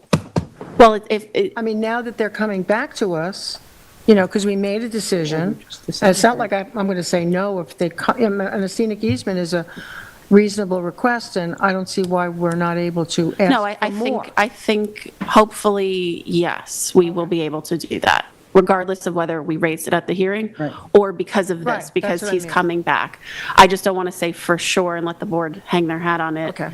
Let's look at it and talk to him, because he may just say, you know what, respectfully, the 4 feet was discussed, we don't want to consider the easement, and because it's not in the record, I don't want to just speak for the other side either. So, but I agree with your reasoning. Okay. Thank you. Thank you, Jameson. So if it's okay with the board, it should be added to next week. Or Chair's another already week in the suggested future. that, Haven't you? What's that? You've already suggested that we table. Yeah, let's table. Yeah, okay. Let's move on. Next, we have Lynn Eichner, at 39 Fairview Avenue in Montauk, Suffolk, tax map number 300-19-8-14.1. Modification of a 2019 determination. Should we look at these two at the same time, Brian, or, I mean, council, or should we? Because they're similar in nature. I think we can still differentiate them individually, but I think they're similar in nature. Or we can discuss them separately, knowing that they're similar in nature. Well, didn't we just approve a modification and on these for that's- the windows and stuff? Yeah. And so this is another one now? Well, it says For adding prior modification expanding to the driveways, reconfigure. right? Driveways. Right here, Terry, it references what you just said. Yeah, okay. I think I left Why my, don't we go over what the modification is? Because I have some thoughts on this too. 'Cause- me too. Brian? Sure. So this is 39 Fairview Avenue. You do have an adjoining lot or a neighboring lot that's got a parallel modification, but this is 39 Fairview. This is the survey that you had approved. The application is requesting a reconfiguring or enlarging of the driveway and front walkway steps that weren't considered as part of the original application as shown on this survey. So what the change does on this property is it increases total coverage by 791 square feet. It reduces the wetland setback from 76 feet to about 54 feet. It doesn't need a variance because it's a gravel driveway, it's a pervious driveway. They're exempt from the wetland setback, but it is closer to the wetland. And the walkway, which would be pervious based on discussions with the applicant, would be 92 feet away from the wetland. You said it increased the variances? What did it do to the variances? It decreases the setback from about 76 to 54 feet here, but that does not need a variance for a pervious driveway.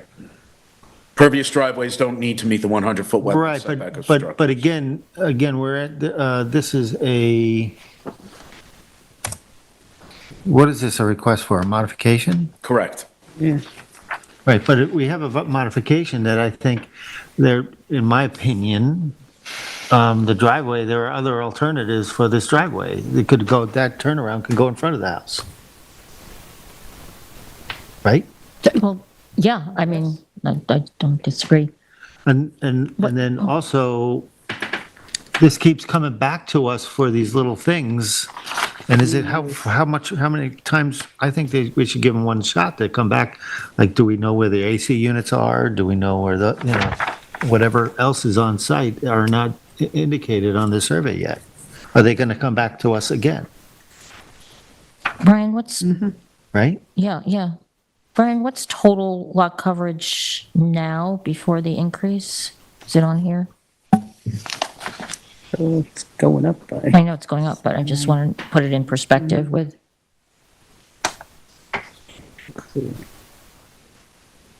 I think the fact they're getting closer to wetlands Yeah, also I know, that's what, I mean, requires them to come back to 22 us. feet. Proposed total lot coverage on the approved survey is 1,223 square feet, and on the modified survey, it would go up to 2,014 square feet. As Morgan had included in her comments, an increase of 791 square feet. In which is total a coverage. significant percentage, very material percentage increase. So It where- goes up to 11.4% from 6.9%. And gets closer to wetlands significantly. I don't know, that alone is a reason to, I almost want to recommend denial of the I know. modification, and Yeah. then if they come back to us, they come back to us with a complete picture of what's going on. Yeah. Should we, I mean, I would like to deny this modification. I would too. This Ed, you have a property, thought? Well, I'm agreeing with you. I think that moving closer to the wetlands, whether or not the pervious driveway requires any relief here, it's still a hardening of an area that doesn't have to be hardened closer to the wetlands. I just don't see it. I think they have to come back in front of us with a more complete analysis of what's going to happen here. I'm studying the drawing here, and I'm wondering what, as you are, Mr. Chairman, why this couldn't have been configured in a different way. So this was in jurisdiction of NR, this is an NRS, this was an NRSP application, Yeah, you right? have those So- wetlands there. Right, yeah, so then, I mean, I'd have to look at it in totality with everything else, if there's, like you said, if there's anything else relative to the NRSP standards, but getting closer, significantly closer to wetlands and having this type of percentage increase in coverage on a lot that's in NRSP jurisdiction doesn't meet my hurdle, but in my view, the code hurdle for approval as a modification. I also think there are alternatives for that driveway that can be considered, Right. which is what a hearing is supposed to do, but, so. I think it's a very material change to ask for as a modification. Can we make a motion? And where's, we're denying it. Okay. So for the modification application for Eichner at 39 Fairview Avenue in Montauk, tax map 300-19-8-14.2, make a motion to deny the modification for the changes to the driveway. Second. I concur. I concur. Concur. We have Lynn Eichner at 55 Fairview Avenue in Montauk, Suffolk, tax map number 300-19-8-15 and 16. Brian? So this is the approved survey on the neighboring property. The driveway as approved, and I don't know why there's three sizes to that. Anyway, sorry. So this is what was approved. I'll bring up the approved survey or the proposed modification. The language in the modification, as it did in 39, says the approved driveway creates hazardous conditions when backing up onto a busy road with a curve and limited sight distance. The proposed modification would increase the total coverage by 946 square feet.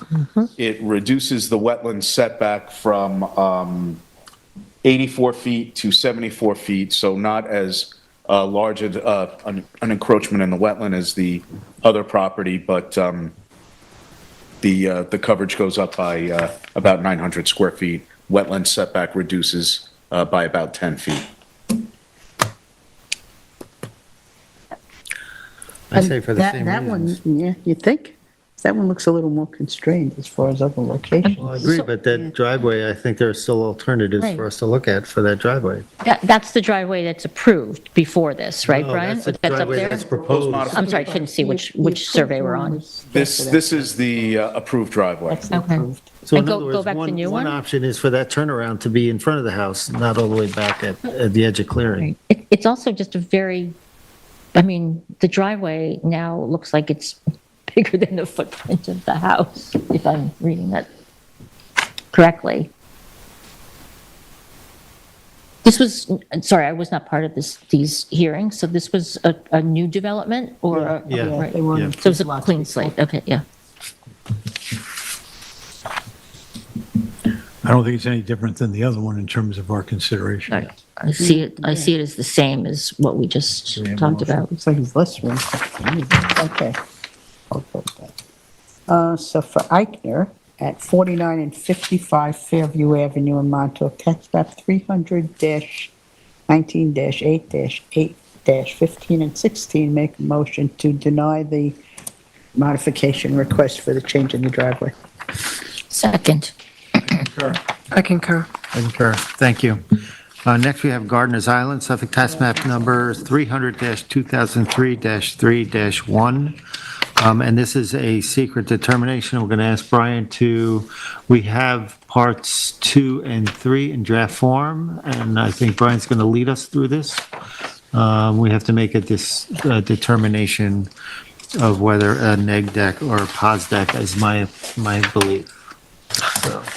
So just to remind you of what the application is for, and I do have the dredging plans here.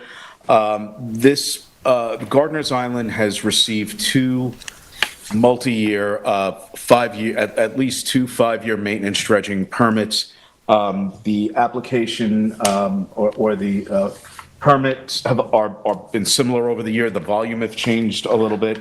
Right now, the application is to dredge 2,300 cubic yards annually from the boat basin and 1,500 yards from this updrift deposition basin, with the dredge material being placed on the downdrift beach. There is a longshore littoral current that goes from northwest to southeast. This is the downdrift side. As I've mentioned, the planning department had issued similar administrative natural resources special permits in 2013 and 2018. That permit has expired. They have a valid DEC permit until 2028, I believe. So this is a new application. Again, I do have the plans here. I'll just walk you through the EAF Part 2. As you know, let me just resize this a little bit, I'm sorry. So the EAF Part 2 asks 11 questions and asks the impacts to be characterized as either non-existent or small, or in the alternative, moderate to large. The planning department has prepared a draft for the board. The planning department has not identified any potentially significant adverse environmental impacts, and the justification for that is largely this is maintenance dredging in an area that's been previously disturbed. There is no new area of impact. There are no wetlands that are directly affected other than surface waters below mean high water. This has been a practice that has been in place for at least a decade or more without apparent adverse environmental impacts. And that's kind of what the narrative in the Part 3 has stated. So I think at this point, it's up to the zoning board to make a declaration of significance, either a negative declaration that finds that there aren't potentially significant environmental impacts that need to be evaluated in an environmental impact statement, or the alternative. I don't even remember if I said there was or wasn't the first time, but whatever I said the first time, the opposite now. Either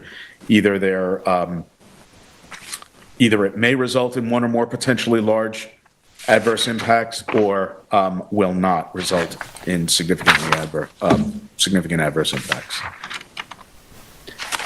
And can I just say something to the board too? If this looks familiar, the aerial and the name of the application, just to remind the board, I think I mentioned it before the meeting started. The board already looked at this application, and it was kind of our mistake, my mistake, that because it is technically an unlisted action under SECRA, we should have done this step first. So we're just kind of procedurally cleaning that up. The board shouldn't have voted. You all did approve it. It was identified and discussed properly from the planning department. So this is not a new application. It's just we got to take one step back and just go through this. And then to Brian's point, yes, so the board should be going through this Part 2. You can either just like ask Brian to go through each question. You can just review it now. You can be fine with it. I don't know if you reviewed it already. Any changes or any questions, you can be asking Brian to make those changes or not. And so as a matter of process, is we're going to look at is we're going to make a determination of a negative deck or a positive deck. A negative deck means we agree with the planning department's assessment that there are no environmental impacts. A positive deck saying we disagree with them and saying there are potential environmental impacts. Is the board ready to make a decision tonight, or do we feel we need to go through these item by item? Or are we able to make a decision, or do we need more time? I can make a decision, but I don't know. How does the board feel? I'm okay to make a Reading it decision quickly, tonight. but I think I'm okay to make it, yeah.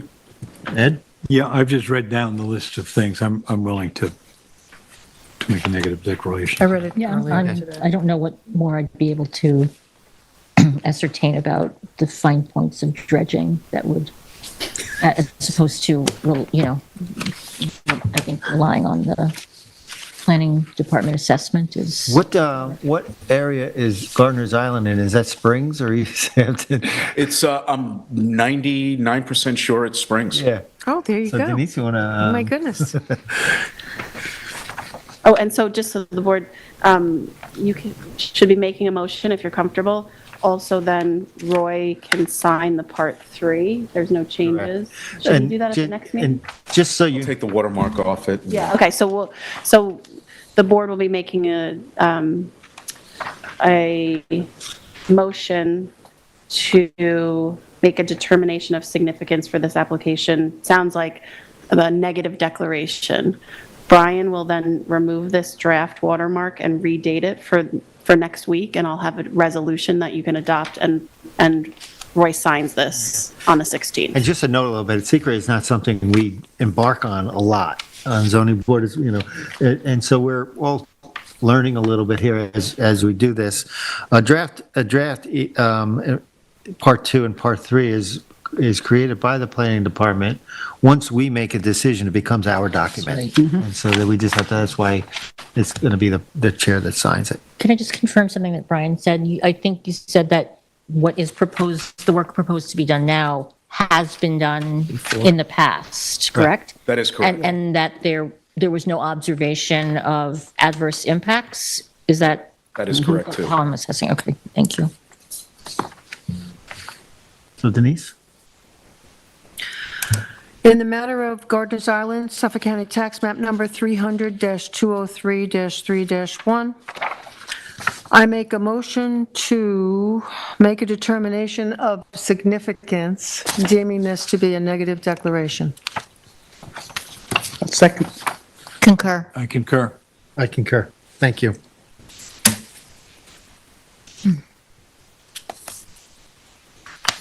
All right, we have pending zoning board applications, discussion on older zoning board. Jameson. It's Jameson. You can- So where do I start? No. My understanding, I thought we there's decisions that are, there's zoning board files, applications that are either incomplete or on the shelf that has been out there for a while, and we have to make a determination whether to close them. We don't want them open all this forever. Yes, this was added to the agenda at my suggestion after Samantha, I believe, discussions with Brian, maybe Jeremy, the planning director, saying, we have some really, really old files that are technically still active, and we want to close them. And it has been past practice of the department, I believe, after a year or 18 months, a year, she's nodding yes, that the department has said that the zoning board deserves the right to deem this discontinued, or something to that effect. But some of them are outstanding at least a decade, it sounds like. So my thought was, I want to raise this publicly so that the board may be comfortable starting to change this policy of a never-ending opened active application. I think that the public, if this is the board's pleasure, it is, I don't want to speak on behalf of the planning department. There are others here that probably are more positioned, but I feel comfortable saying it seems like it's definitely the department's pleasure that the board be okay with allowing them to either contact the applicants if it's maybe within a couple of years, or just start closing some of these, and we need to be talking about it publicly a couple of times to put the public on notice. Like basically if the public has, if any of our usual agents or one-offs, if they're watching, if you have old applications, contact Samantha if you want them to remain active. If not, the board should be comfortable directing the department. What is a reasonable time? That's, what do you, talk amongst yourselves. Well, first of all, are these applications that have been approved for something and they just haven't been done? No, they're just open and never. Never got to never hearing got or to us. never got to Either- admin? For some reason. My understanding, go ahead, Samantha. I think, the planning department has complete, so we just haven't heard anything on what the planning department has. So these are deemed incomplete. So they haven't even gone to a public hearing yet. And there's just been no response, like there's There's just no, been no no one's response at followed. all. Or there's been no determination of completeness by the planning department. Well, in most circumstances, in probably all circumstances, additional information was requested. Maybe somebody, and you hear different things by different people. Somebody heard, there's probably not a good ask here. You might not want to go forward with it. Properties change hands. Agents, they change agents for whatever people's personal circumstances change, and maybe some redevelopment plans for a property because of other reasons in life or estate planning, they decide not to go forward with them. But these applications were submitted and are basically in limbo. They're technically open applications, but they haven't been pursued by the applicant, in some cases, in many years. A lot of these properties, we suspect, or in some cases even know, the property has changed hands. It's not even that owner anymore that owns it. So the board needs a system of addressing some of these that's fair and transparent, gives people that may have forgotten that they submitted an application to pick it back up if that's their intent, or if not, determine a reasonable amount of time to say, okay, we haven't heard from these people over the last, whatever, 60 days, 90 days, whatever you deem appropriate. And they're essentially, whatever the proper term is, abandoned, denied without prejudice. And I don't even know if denied without prejudice is the right term. Withdrawn, abandoned is probably the best. and Brian, can you clarify, since you're here and you know, when you have in the past, in one of these applications, for example, if you're saying it's incomplete, do you say a time, you have 3 months to submit the requested materials, within a year, we have the ability, does it have language in there already in some of them? A number of years ago, language was added to the form letter that says if we don't hear from you within a year, the board reserves the right to consider the application withdrawn or abandoned. But the board nobody has exercised that consistently. So there is language in there that informs an applicant that their application, and it also says if you need more time to complete your application, submit something in writing asking for so. And sometimes we get those. Sometimes we get letters that say we're considering other designs, we're looking at something, whatever, please consider our application active. But more often than not, there are still a bunch out there that are just kind of in limbo. And before you do that, if we say, okay, for whatever period of time, you're going to reach out one more time to them? Or just close them? It depends on what the board wants. That's kind of why we're talking about it. We're talking about it publicly, right? So that's Yeah. good. Yeah, no, like if the board, I could see a scenario that the planning department may think is going to be very burdensome on them, but I could see a scenario where the board thinks, let's reach out to them one last time, if that's what you want. And you also don't have to decide tonight. I just thought, Samantha's like, this is really becoming a volume paperwork space issue. I'm sure Denise, you have. And everything The is most- digitalized. Right, so- So you already do have a record. Yes, but yes. So Right. the paper, that's only a part of what, the paper is part of the issue. So this But is paper, but Yeah. it's literally- paper, but also literally the file. at some point, there's if it seems like it would make sense that the planning department could be allowed to, whether it's paper or digital, move that 2015 application that's been Right. lingering into, you are being, this application is being abandoned, if that was the pleasure of the board. So for the benefit of doubt, if you will, if the previous notification was a year, do we give it a additional grace period? Like if 2015, you say, hey, it's been 2 years or it's been 18 months, you've done way beyond it. We're closing your application. I mean, I mean, they I can don't know what, reapply, right? The other reason to limit the time is because conditions change, and it's not really the same situation 10 years later. So maybe 18 months, I don't know, we could discuss this as a board, but But I would think you would also get rid of the digital version of this too, then.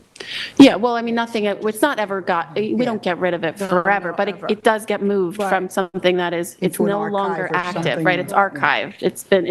They have a file, I'm sure, already of abandoned. So it's not, so that person can't just say with a cover letter, hey, board, here's the survey you asked for in 2015, like, when's my hearing? If we've deemed it abandoned. We have a sense of how many we're talking about.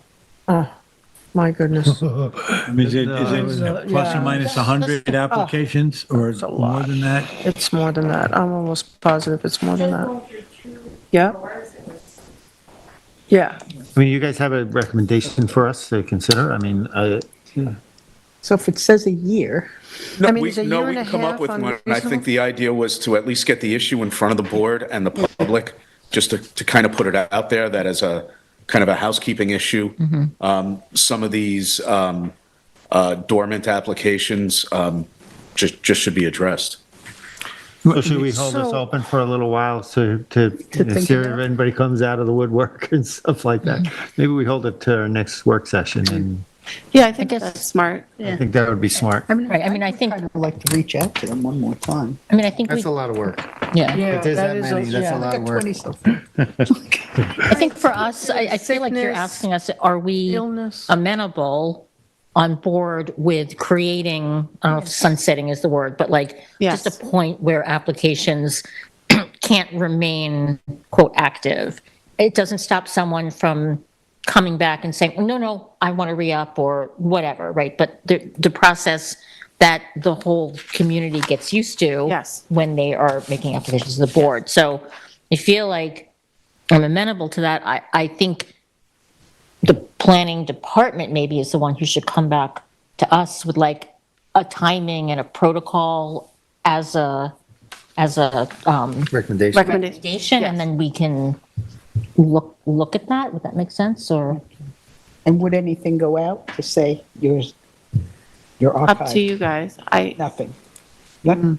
Or, I mean, there's a certain amount of time can be allotted to financial situations, sickness, sometimes you'll get a letter saying somebody got sick and they didn't do Right. it. If we heard Well, from them, just we'd have. right. And if you hear from them, but if you don't hear from people 5 years, 2 years. Yeah, but But then we if can, you we can send set it the out policy, saying we we're can set a closing it. policy moving forward on Yeah. that. We have to, I think we have to deal with the old stuff going, the real old stuff. The real So old. Yes. Maybe we do both. Maybe we handle, deal with the old stuff and then set a new policy. Like if a year goes by, Yep. a letter goes out saying, hey, your application's still open, what are you going to do with it? And then, or say your year has gone by or and stuff like that. it's going to be closed. Well, maybe part of the protocol is that, So the real issue is dealing with the really old stuff now That's what prompted the and discussion. starting a new policy. That's why I said to when letters Samantha, go out. I totally agree with this. Let's just talk to the board because it's kind of a twofold situation. We want to start, cleaning up some of these questions for the benefit of the staff, the public, and the board. But we do also have to deal with the old stuff. So I agree, Jane, I think that maybe now planning knows they should get you some clarity and a recommendation and then see what you guys think. yeah, then it gives us a little bit better kind of grounding and starting point then to, But Brian, at this point, if somebody comes in and processes an application, they are told, there is some language in there and says that if we don't hear from you within a year, there's nothing like that in the language in that now. No, there is. There is. There Yeah, is. you've said there was, so that, If you say, if somebody makes an application and and a board incomplete letter says we need A, B, and C to complete the application, there's a statement at the bottom that says the board reserves the right to consider the application abandoned if there's no correspondence or something like that within a year. If you need more time, send the board a letter requesting so. So I'm only asking that because it seems as if that particular mechanism is already in place. I mean, if we just. Yeah, I mean, we can revisit it, Yeah. though. We can maybe reinforce it or whatever. Okay. Yeah, cool. All right, next, 117 BBA LLC is going to be adjourned April 16th. We received a letter from Brian Matthews objecting to the way it was put on the agenda for this evening. We're going to comply with that letter and put it on the hearing date for next week. With that, we have extensions of time at 33 Springwood Way LLC, 33 Springwood Way at East Hampton, Suffolk, tax map number 300-74-7-9.1. The 2014 approval.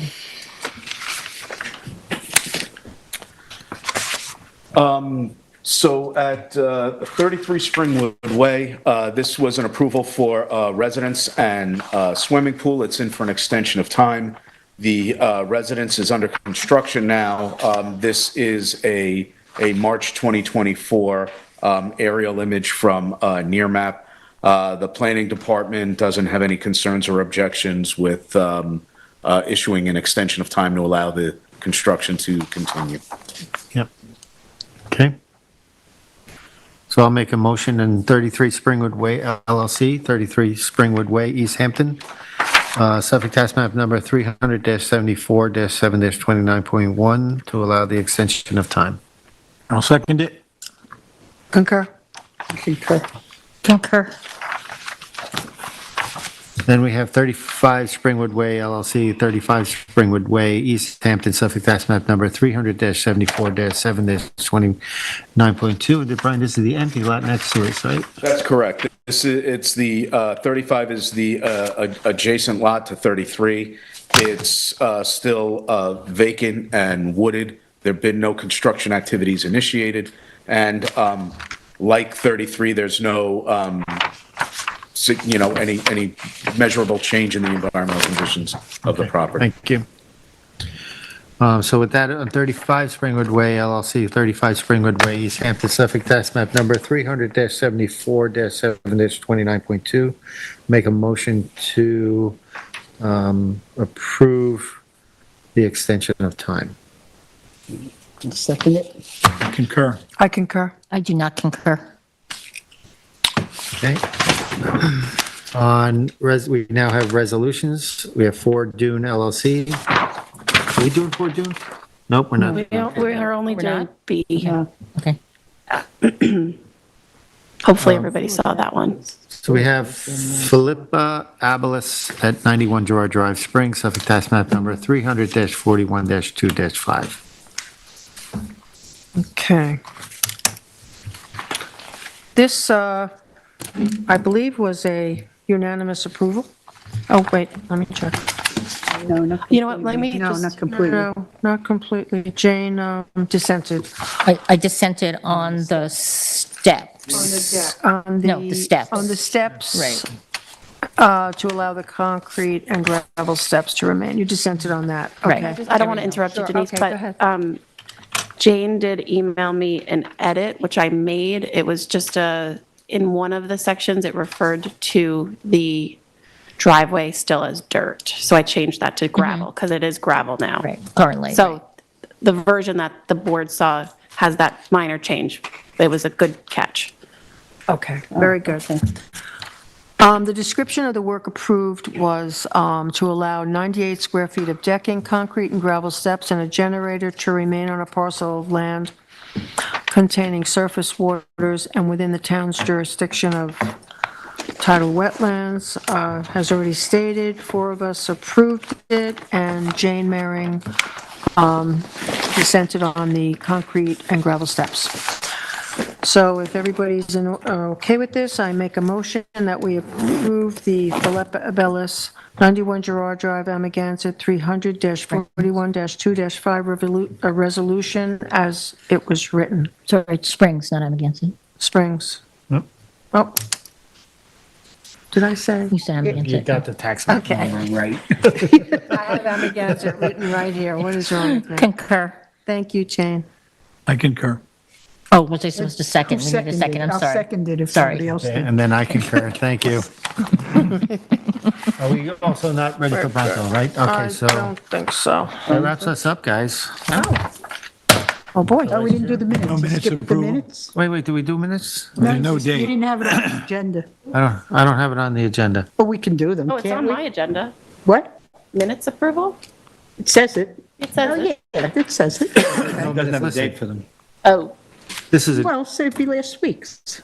oh, did you look at them, you guys? Huh? No, I did not. I did not that. look at Okay. I looked at them. Let's wait. Didn't I give you a wait change? till next week, I think Let's it wait. needs to be I on gave the her a agenda. Change. Okay. Okay, Vice Ready? Chair, yeah. Okay, I make a motion to adjourn the zoning board meeting of April 9th at 8:45 PM. Second. Concur. I concur. I concur.